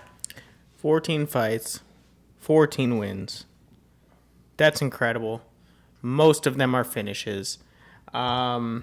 This is a no-brainer. This is part of my massive parlay. Maybe no-brainer, six. Huh? Oh yeah, Bonfim by a long shot. This is part of the 8 or 9 leg parlay that's happening on this card. This guy does 12 leg parlays for $5. Why not? Breaking it down, Gabriel, he's undefeated. 14 fight winning streak, 2-0 in the UFC. Another one. 11 of his 14 wins are via submission, and he is an LFA alum. Great promotion to come up from. Trevin, he's got a brown belt in BJJ. He's also on a 2-fight winning streak. He is an LFA, RFA, and Legacy FC alum, and 6 of his 16 wins are via knockout. Just because I got a little banter with Jace here, Trevin Giles, man, I don't think there's anything such thing as a for sure in a Trevin Giles fight. Let's look at his recent fights. This guy has defeated Preston Parsons. Yeah, I don't even know who that is. Luis Kausk. He fought Michael Morales, Dricus Duplessis. Lost to the real African. Beat Roman Dolidze. Beat James Krause. Lost to Gerald Mearshart, Zach Cummings. I mean, Ryan Spann in the LFA days, Ike Villanueva, Brendan Allen way back in Legacy FC. I mean, this guy has fought a lot of names that Gabriel was probably sucking on a nipple still at the time. You know, not literally. A couple killers, man. You know what I mean? Like, there's nothing as guaranteed when you're taking on Trevin Giles, man. Put some respect on that name. Listen, he's an athlete. He's no Kamaru. He's an athlete, man. Everybody likes to watch a Trevin Giles fight. He's getting old. He's aging. He's 30. He's in his prime. I'm 31, dude, and every time I get out of bed, every morning. But in the UFC, the prime is like 30 to 34 because... Listen. Just real quick. It takes so much for those guys to get to the UFC. By the time they're even in the UFC, they're still learning, you know what I mean? So... Yeah, well, I'm 30. I get out of bed. She kind of hurts a little bit. Well, I'm 31 and I'm fired up. So Trevin, he's just now entering his prime. He's finding the groove. He's not old. Fired up because he's using the cold plunge every day. He has fought some stiff, absolutely. Level up, levels to this game, you know? Levels, man. But he's fought stiff competition as we just broke down. Just got to believe you can and you're halfway there. Undefeated Bonfim, absolutely. He's looking to get back on track right to where he belongs. So this is so much at stake for Trevin. I don't believe that's going to be the case, though. I am also taking the undefeated Gabriel. I am putting him on that parlay. Yeah. We marking that ish down, and we getting that bread. Bonfim is too focused, too powerful, and too determined. Thanks, my dude. You got it. Heading into the main card, I know Jace has some thoughts on this one. We got Kevin, the Trailblazer. Oh, Holland, no, my heart. 30 years old with a 24-9 record, taking on Michael Maverick Chiesa. The 35-year-old fighter with an 18-6 record and the number 12 next to his name. And so I've seen, this will be my 4th live UFC event. This one hurts. There's just a clash of styles going on in the main card. I don't want to say this on live TV. This is a major matchup for Big Mouth, though. The problem for me with Michael is he's spent more time in the analyst booth than he has in the UFC octagon of late. He has not fought since he lost to Sean Brady and really did not look good in that fight back in November of 2021. So the question for me, I do think Chiesa has been training, but how quality of a fighter has he been training when he even gave the credit? We were watching RC and DC before the tough episode today. Mm-hmm. He gave credit to Big Mouth of potentially being the next BMF. Humble. He's down for whatever, whenever. As active as Big Mouth has been, is Chiesa going to be ready? This situation's been that no one really wants to fight Chiesa, though. So I think a lot of the reasons he hasn't fought is no one really, he's ranked number 12, so he's not way up in the top 10. He's dangerous. He can grapple, so it's like, do I want to fight Michael? Well, Kevin said, bring it on. Let's make it happen. What's your thoughts, Chase? Kevin doesn't say no to a fight. That's been addressed through several mediums. This one sucks for me, dude. I have a real tough time betting with my heart and not my head. I'm a huge fan of, some people call him Trailblazer, but his friends, they call him Big Mouth. And Big Mouth is just such a fun guy to watch. He's fun to listen to in the octagon. I love the fact that he talks to his opponents and creates a show for the fans. I played baseball for a long time. I'm the loudest one on the field. I get it. It's a risk you take. A lot of people don't like that, but he's just having a good time. He loves what he does. So I like him. I identify with him. And he's a badass. He never says no to a fight. He watches people get robbed on the street and stops it multiple times. This guy is a man. You would want him to be the head of your HOA. I mean, fuck. I need some good insurance for my HOA because, I don't know, he might misinterpret not robbery and go fuck someone up, Well, he'll protect your neighborhood. And He'll protect the shit out of our neighborhood. These guys have accolades for days. So as we break down Kevin, he's got a Kung Fu and kickboxing background. He's got a second-degree black belt in Kung Fu, a black belt in BJJ. 3 of his last 5 fights have been fight of the night or performance of the night. When he shows up, he shows out. He is tied for the most wins in a calendar year in UFC history with 5. Also, the most wins in a calendar year for the middleweight division with 5. And this is the craziest one. The most bouts in a 12-month period with 7. Badass fighter. He was the 2020 Fighter of the Year, Breakout Fighter of the Year. He's a Contender Series, Bellator, LFA, and King of the Cage alum. He's on a 1-fight winning streak. He is 3-2 since 2022. 14 of his 24 wins are via knockout, and he's got range. He's got a 5.5-inch reach advantage Freak reach. and a 3-inch reach advantage in this fight. Meanwhile, Michael trains out of Sick Jitsu in Spokane. He talked about doing some fighting in Syndicate for this camp. He has a brown belt in BJJ. He's an Ultimate Fighter alum and champion. That's when I was well known of who Michael Chiesa is. He's on a 2-fight losing streak. Again, has not won since January of 2021. 11 of his 18 wins are via submission, and 4 of his 6 losses are also via submission. So I'm pretty sure everyone, even Kevin, knows what the game plan is going to be for Michael. I think the question here is, how hard does Michael look to get the takedown? Is it like blast double after double after double? Or does he stand and strike, let loose, and see if he can put on a striking clinic? I'm not too sure. Even if he does try the takedown, can Kevin improve, right? The reason he's lost a lot of the time lately is because of the takedowns. So has he improved? Can he shuck the takedown of Michael? That's the question. Who are you actually taking, and what's your final thoughts here? Well, like I said earlier, my heart wants to take Kevin. My head wants to take Chiesa. It's a tough one, man. It really depends. Chiesa's on a little bit of a skid. He's lost a couple fights. Pretty sure Big Mouth's last win was over the guy I said earlier. Can't remember his name, but he got a big win over maybe Nasrat Haqparast, I think. We can look that up if you'd like and let me know. But is he an underdog? Is Holland an underdog in this fight? Live odds right now, they've been changing back and forth. Here. I got it. Yeah, we got Holland as a favorite. As a favorite. Man. Chiesa's last win was Neil Magny. Chiesa, RDA, that might be Diego Sanchez. No, Chiesa's really an underdog? Yeah. Wow. He's been the underdog the whole time. Okay, so listen, the money might be good for Chiesa because I do agree with you. I think he's going to take him down. I think he's going to wrestle him. Holland has shown improvement in takedown defense over his last several fights, I think. He was dominated 4 or 5 fights ago on the ground. He couldn't move. But he continues to be taken down. So your final pick? Fuck. My heart is going to lose out. I have to take the underdog again. So there may be 4 now, and I'm going to go with Chiesa because the smart money says if Holland This guy's a Boza improved, TKO subscriber. He's been listening. just if Holland hasn't improved significantly It's hard to in that since his last fight. time, right? Yeah, I mean, he fights 7 times a year, dude. I mean, Yeah. it's crazy. And 5 he's times also a year, broke his hand 7 in the times in Wonderboy 12 fight. months. Broke his hand. Great fight. Great Yeah. fight. Fight of the night. Incredible. But still, man, yeah, Chiesa, I'm sorry, Big Mouth. We're friends. I call you Big Mouth. I hope we're friends.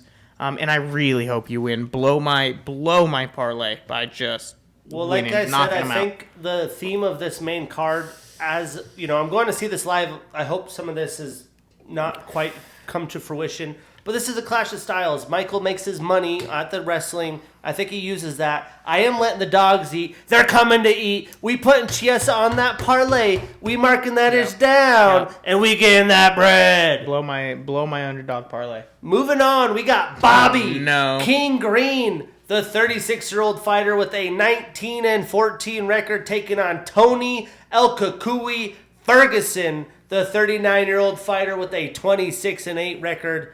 And boy, oh boy, is this going to be an interesting fight with some off-the-wall striking exchanges. Elbows, knees, fucking... Maybe we'll get a Pettis jump off the fence punch or some crazy stuff. I'm honestly surprised these two have not fought before, and I am so excited. Yeah, flying baby throw probably in this fight. I mean, you can never expect anything but fireworks out of Tony Ferguson, El Kukui, the boogeyman, and Bobby Green. Bobby Green's been on a tear. He's been fast. He actually changed his name to King Green lately, so yeah, we'll call him King, dude. The artist formerly known as Bobby Green.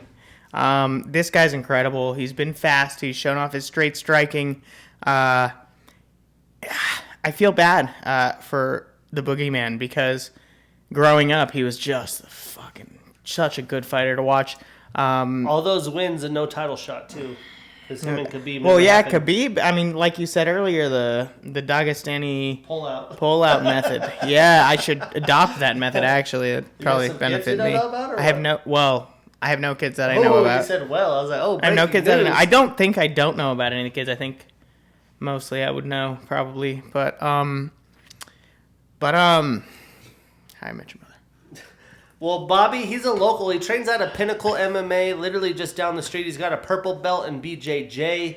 He has the most significant strikes landed in UFC lightweight history with 1,477 strikes. Jesus. And the most strikes landed in UFC lightweight history with 1,695 strikes. You talked about the speed. He's got it. I don't think I can even count that high. Probably not. He's a Strike Force, King of the Cage alum, former King of the Cage champion. He even fought in Affliction, man. He's on a 2-fight losing streak with the no contest, and he is 2-3-1 since 2021. I thought that no contest was BS. Yes, it was a headbutt, but Bobby was going to win that fight. 10 of his 29 wins are via knockout. And Tony's got a black belt in BJJ. He's got a wrestling background out of Muskegon Community College. He was the champion in 2006, All-American in 06 and 07. He's the Ultimate Fighter champion and alum. He's the former interim lightweight champion. He had Fight of the Year against Anthony Pettis in 2018. Golly, what a fight that was. He's tied with Khabib for the longest winning streak in UFC lightweight history with 12 of those things. He's tied with Donald Cowboy Cerrone for the most finishes in UFC lightweight history with 14. He's on a 5-fight losing streak, and he has not won since June of 2019. 12 of his 25 wins are via knockout, 8 via submission, so 20 of his 25 wins via finish. Very nice. He's got a 5.5-inch reach advantage. And for me, I really just feel like Tony has fought world-class competition and has taken too many big shots. This thing can only take so much damage. Meanwhile, Bobby, again, speed kills. I think he's going to really take advantage of that. Both guys have wrestling backgrounds. I think if Tony really wants to get a win here, he talked about it on the new episode of Embedded today, that this is for him, not the fans.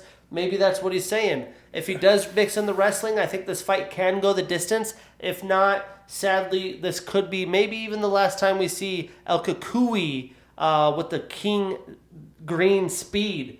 But any last thoughts here? Yeah, a couple thoughts. Let me correct myself a few times. I said Bobby Green was on a tear. He's lost his last 2 and no contested 1. I was wrong there. It's just like I love to watch him fight every time. It's really exciting, so maybe I just freak out and forget. He also went from like middle of the pack competition to the top level, right? Right, which is why I feel like he's been doing very well, because he was, a gatekeeper, I mean, for lack of a better term. Dude, that's crazy. On short notice. Right. He's a gangster. Kukui, like I said, it was sad. Look at those credentials. You hear those credentials for anyone else, and you see that credentialed person fighting Bobby Green, and you say that person wins. Tony Ferguson, if I'm not wrong, is 0-5 in his last 5. You said that he's taken just so many devastating shots. There have been several, notably the Michael Chandler kick to the chin.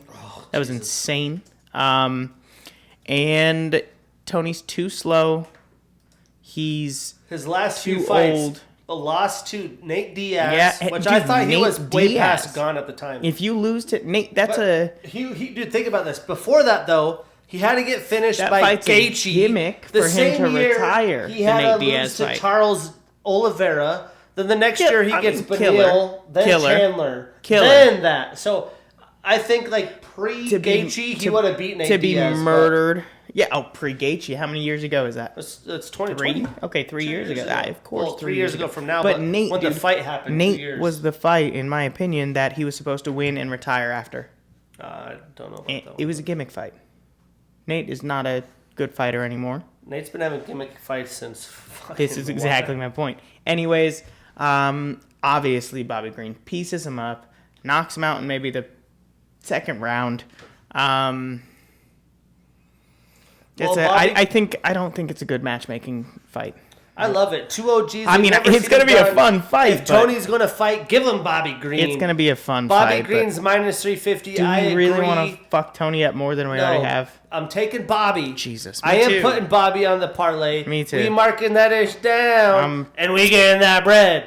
God. Moving on, we got Steven Wonderboy Thompson. He's only 40, but he's got a 17-6-1 record and the number 7 next to his name, taking on Michel, the Demolador Pereira. 29 years old with a 28-11 record and the number 15 next to his name. You want to talk about fun matchups. This is going to be one hell of a kickboxing affair. 2 guys with karate backgrounds. I could already see Michelle coming with a crazy spinning cartwheel kick and Steven Wonderboy coming in over the top. I can't wait. What's your thoughts on this, Jace? This is going to be a really exciting fight. Both Steven Thompson, Wonder Bread Wonder Boy, is fighting Michel Pereira. They're both karate proficient. Michel, man, he's exciting. He does flips on people. Like he's a fun fighter to watch. He's got the capoeira mixed in there with the karate.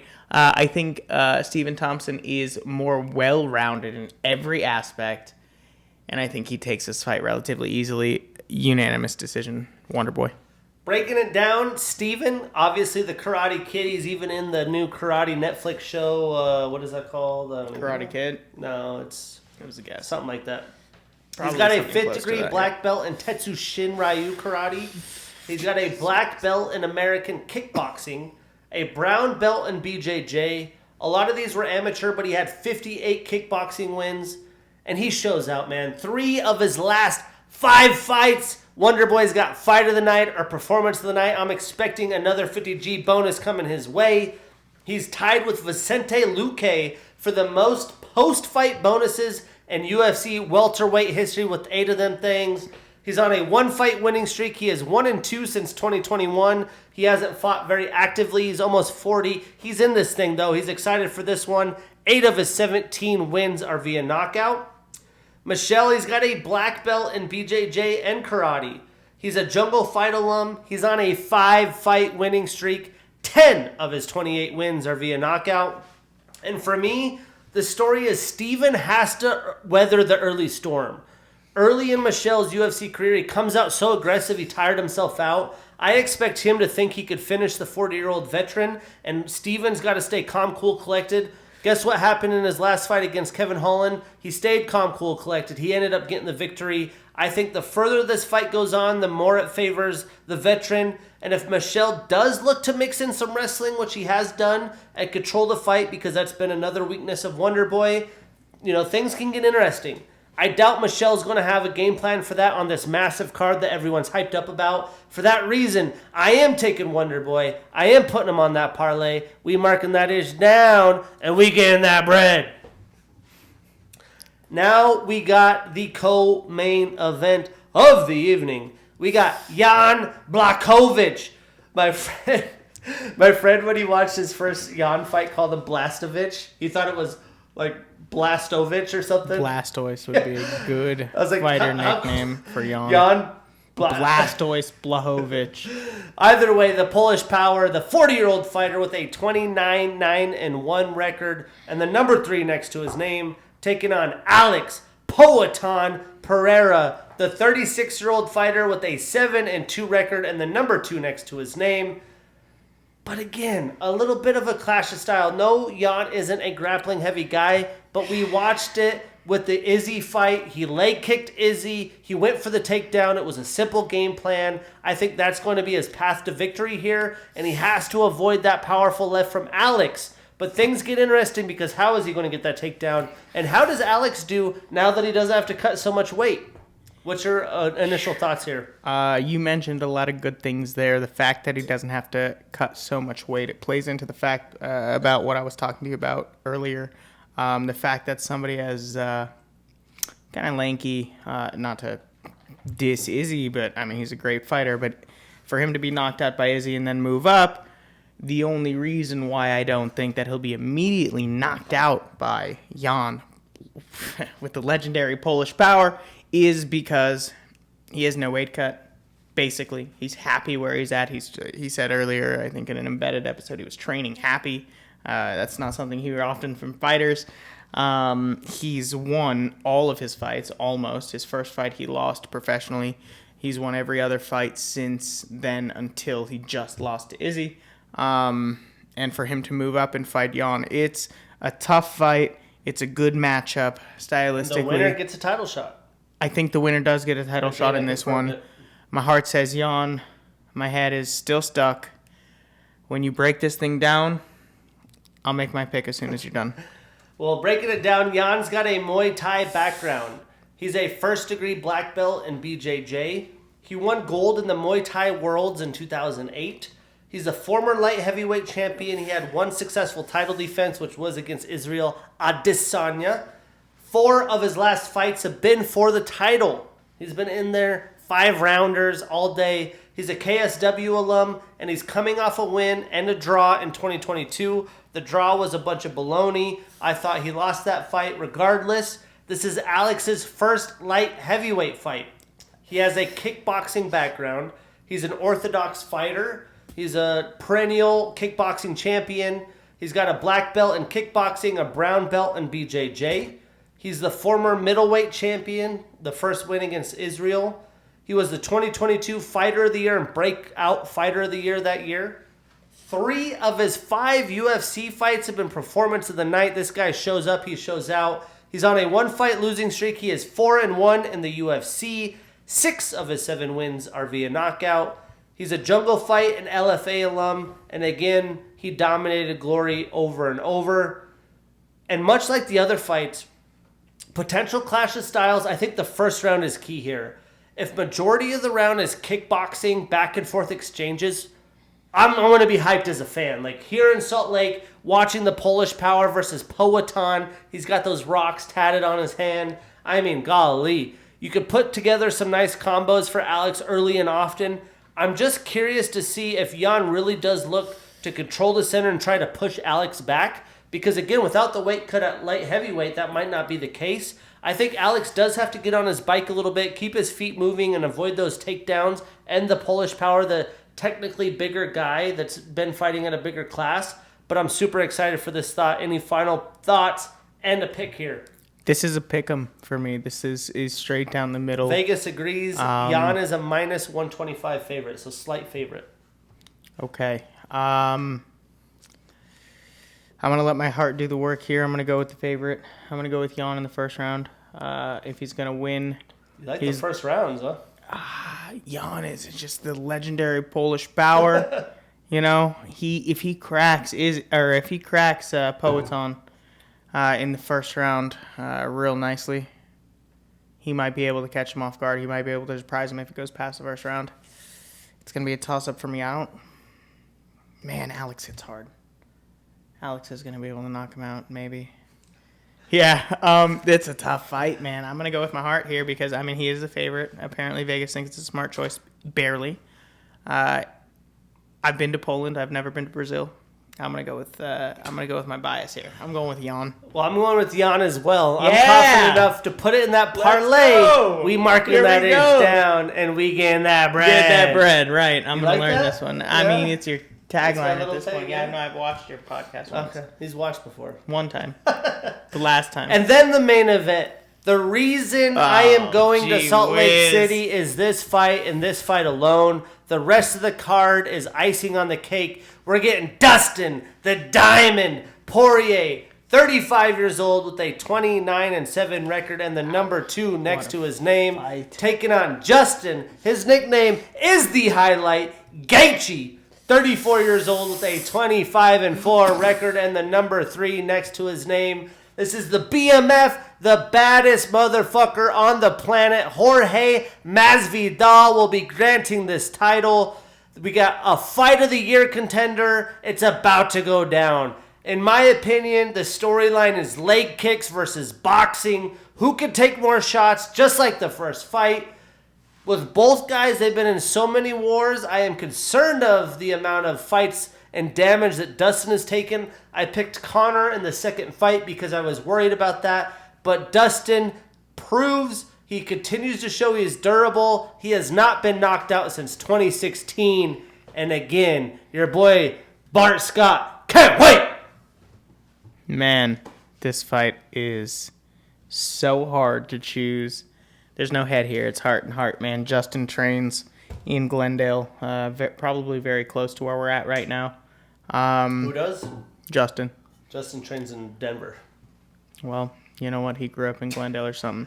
Anyways, he's I a think he local. went He's to a high local school here, boy. yeah. I grew up here. It's part of my heart. I love watching him fight. He's always exciting. He is, he sells tickets. And then there's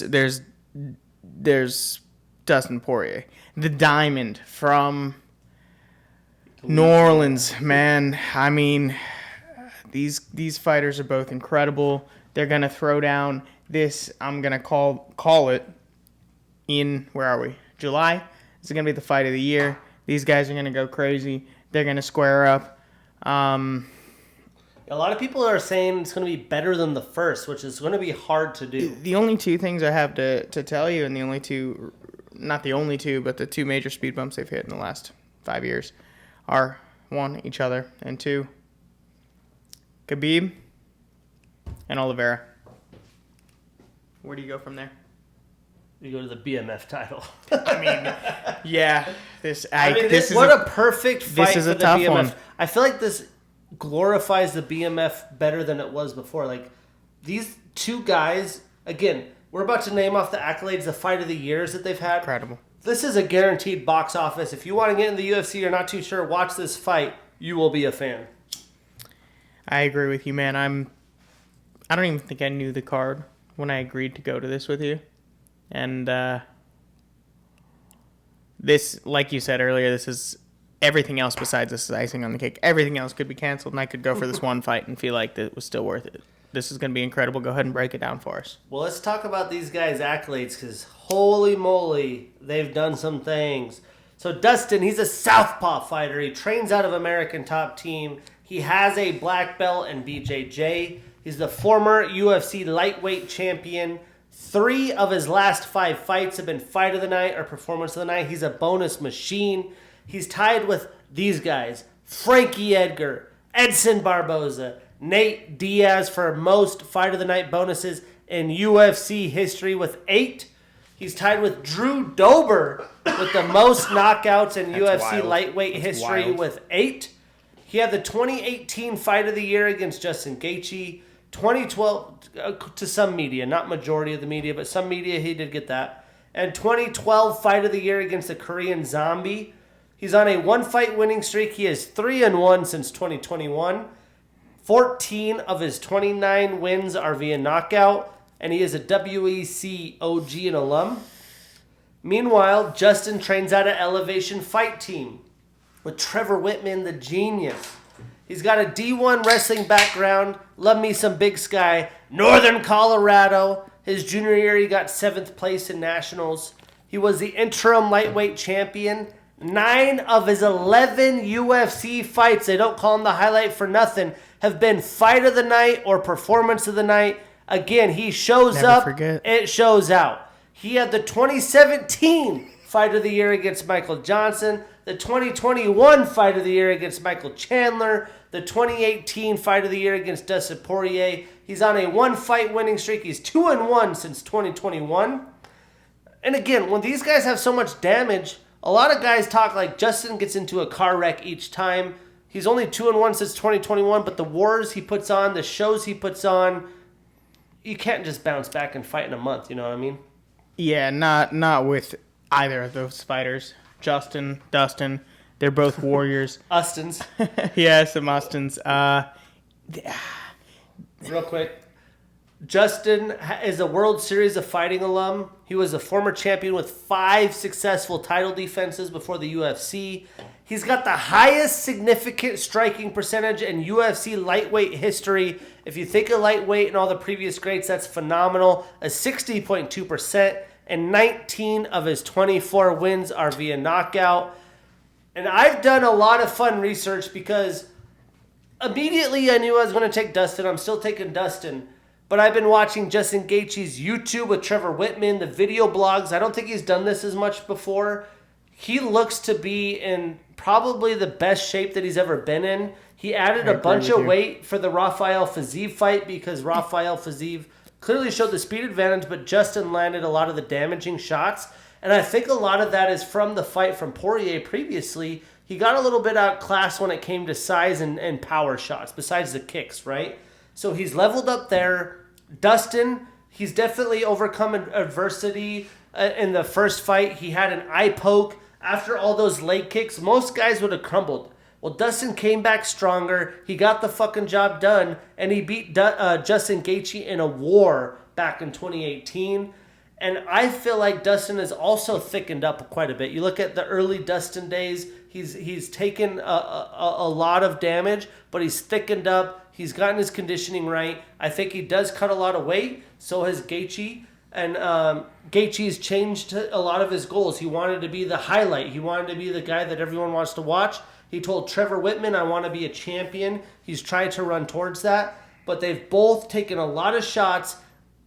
You've seen it with Tony Ferguson. We talked about Tony Ferguson. You could fight elite level, but our brains could only take so many shots. That's why a lot of elite fighters are talking about not sparring so much unless it's training camp and not taking those unnecessary shots.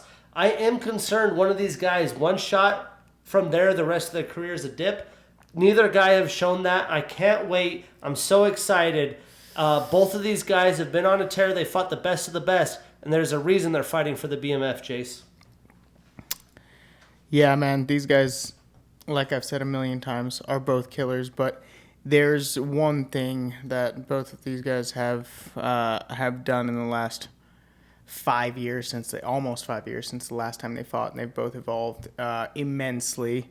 Like you said, Justin Gaethje, the highlight, used to only look at that and go forward, push forward with just crazy rushes and really detrimental risks that he'd take. And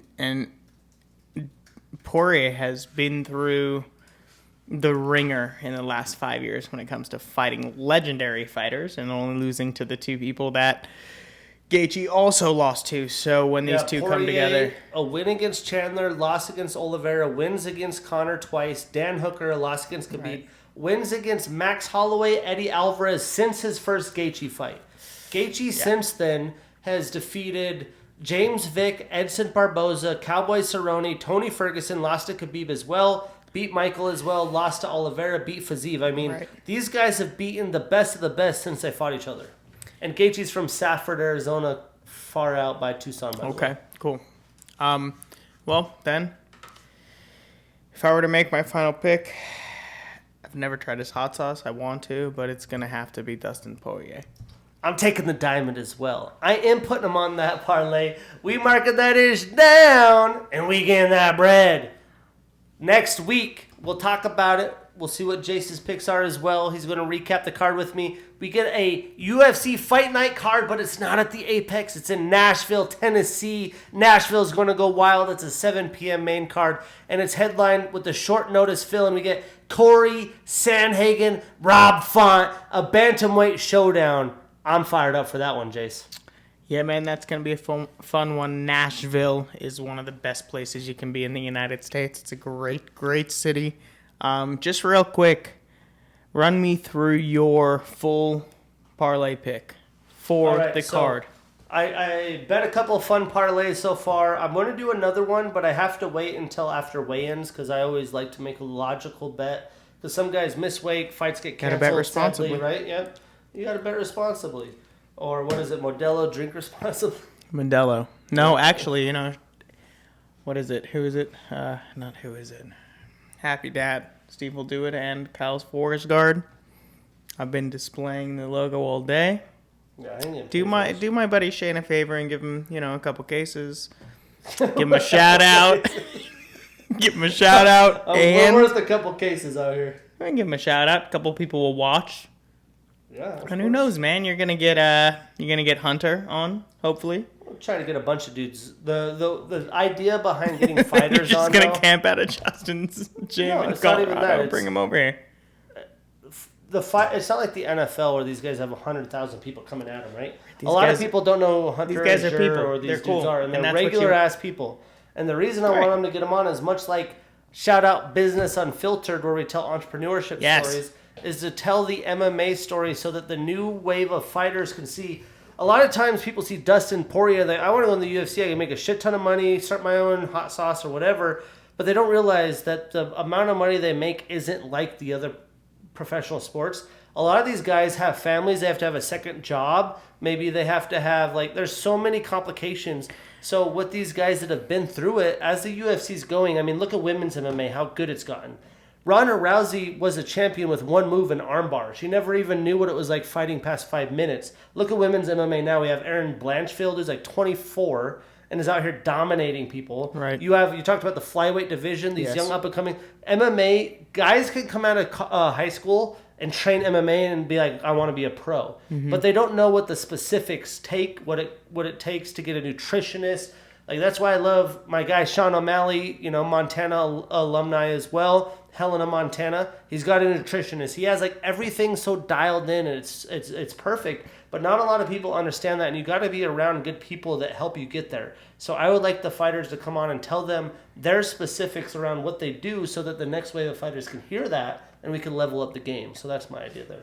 Yeah, man, I agree with you. Getting the fighters on and getting away from the fighting aspect and getting to the point on how ESPN already asked them 100 times, what do you think about this fight? No, what do you mean? I got to fight a motherfucker. Manage their money that they come into. They're in a unique situation compared to a lot of other athletes. You look at baseball, and if you hit the ball one of 3 times, you're making hundreds of thousands of dollars. In fact, but you can fight. You can play the next day. Fighters can't fight for maybe 6 drafted, right? If you're drafted to the MLB.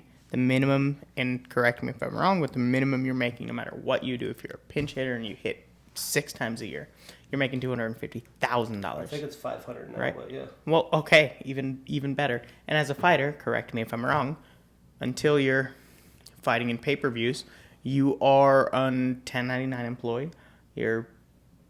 Everyone's money's different. You earn different contracts. Yeah, right. But you start at 5 and 5.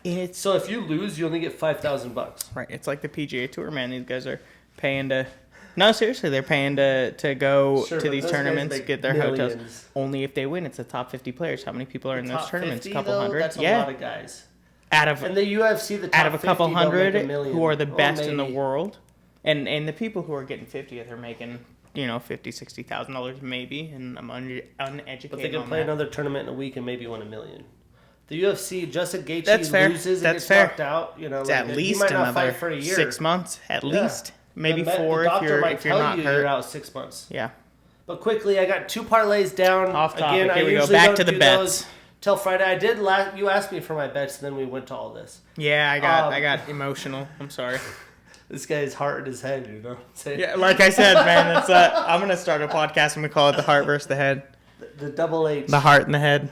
But I did a fun underdog parlay. Why? Because it's big odds. It's No, plus. I have got one. I've got an underdog parlay for you as well. Okay, well, it's plus 2,000 odds. That's why I did it. I'm taking your one. Alex Pereira, Justin Gaethje, Michelle Pereira, and Michael Chiesa because they're dogs, and the dogs come to eat. But the parlay that I did was a deep one. I did pretty much all the fights that I think will win, but I will do a logical that I would put my betting one on Friday after weigh-ins like a smart person. But I got Poirier, Blachowicz, Steven Wonderboy Thompson, Vinicius Salvador as a dog. Salvador. Bobby Green, Gabriel Bonfim, Rogerio de Lima, and Michael Chiesa is another dog. Plus 6,000 odds.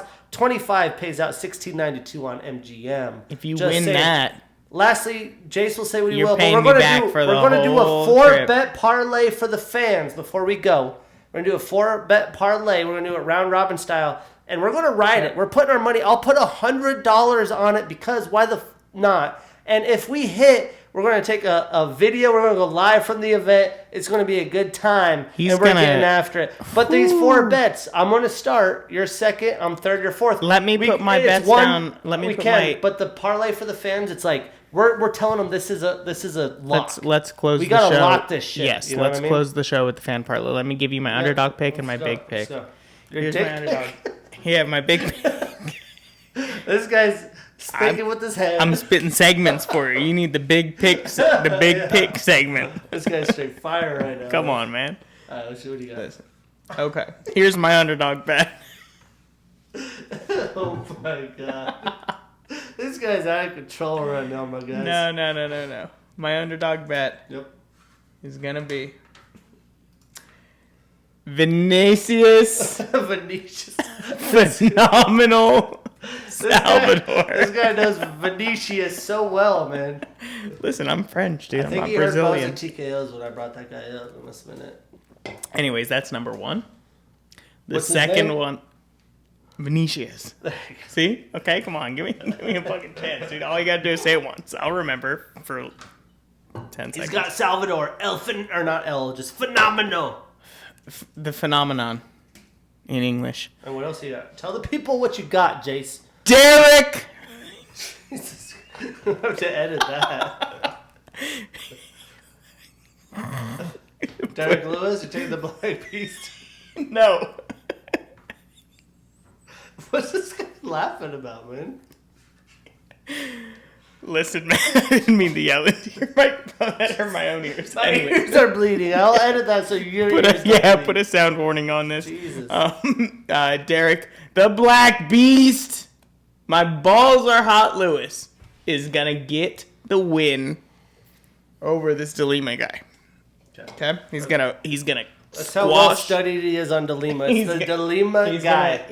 He's going to squash the streak. He sounds like a fight. Yeah, I know. This DeLima guy. Derek Lewis has lost 4 out of the last 5. Casual fans. That's why I can't bring these guys on. Okay, listen. Derek Lewis has lost to Killers. I know. We've heard your shit. So now we're going to build. I got one more. I got another piece of my parlay. It's a dog. It's my dog. So you're doing parlay. 2 dogs or 3 dogs? I got 3 dogs. He's got 3 dogs. All right. It's my dog. All right, my last dog has got to be. He's scrolling. Justin Gaethje. After I chose Poirier, I'm choosing Gaethje as my 3rd dog. It's got to be at least like 1,200. No, you got a plus 125. Yep. You got a plus. This guy's out of control, ladies and gentlemen. A plus 150 and a plus 140. Your biggest dog is plus 150. It's like plus 274. Take some chances with that as you will. But we are going to do a legitimate. We're saying, this is a lock. All right? Man. We're giving a lock. We're doing round robin lock. I am going with the first pick. This is not legal advice. Do not take my picks. My first pick, I am going with the main event. I'm going over 2.5. It went over last time. I don't think these guys can finish each other. Poirier has not been finished at 16. Justin Gaethje is a savage. I'm going plus 2.5 at minus 120 odds to start the parlay. Jace, what's your next one? I got over-unders here. I got the matchups.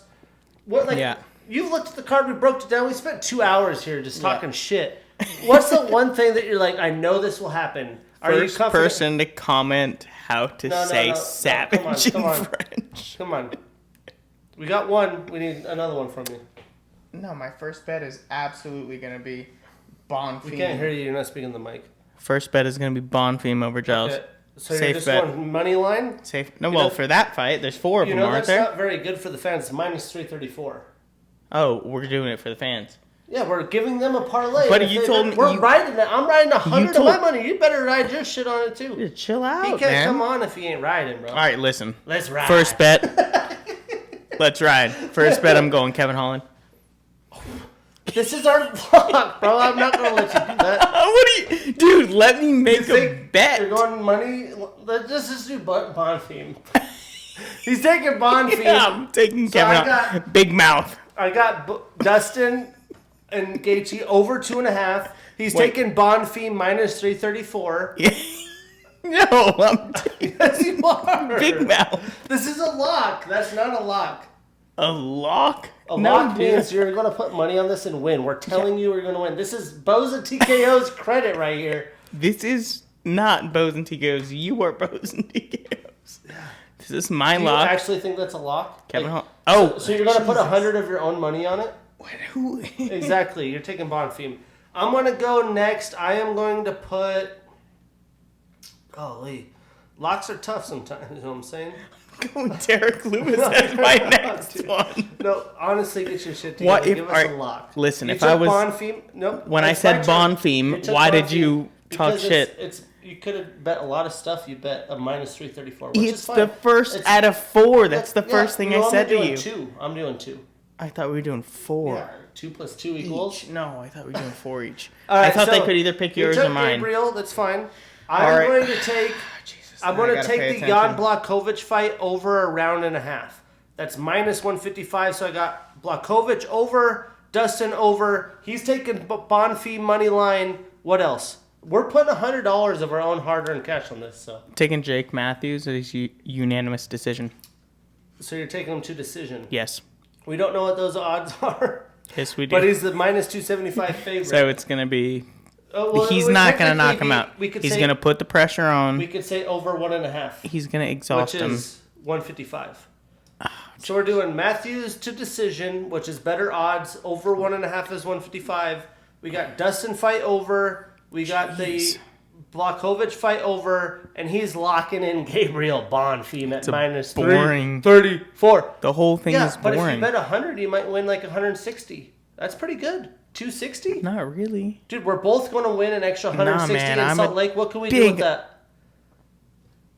I'm a big underdog You've had 3 happy dads and you're chilling, bro. I'm a big underdog better, man. Yeah, but big that's underdog not a lock. better. We're trying to give the fans I'm trying to get a lock. value out of my bet. All right, you heard it here. I'll post it on Twitter, post it on Instagram, at Bowsandtkos. This is episode 8. Thanks for hanging with us generic, Generic. Okay. What am I trying to say? I don't even know what I'm trying to say. We're not generic. Jewish. We're That's what you're trying to degenerates here at Bowsandtkos. It's Tuesday evening. See you guys in Salt Lake. Check for us on ABC. I'm the host, Shane Gillette. This is Jace. Tibby. We'll be seeing you guys next week. We're making a sign. Look for us.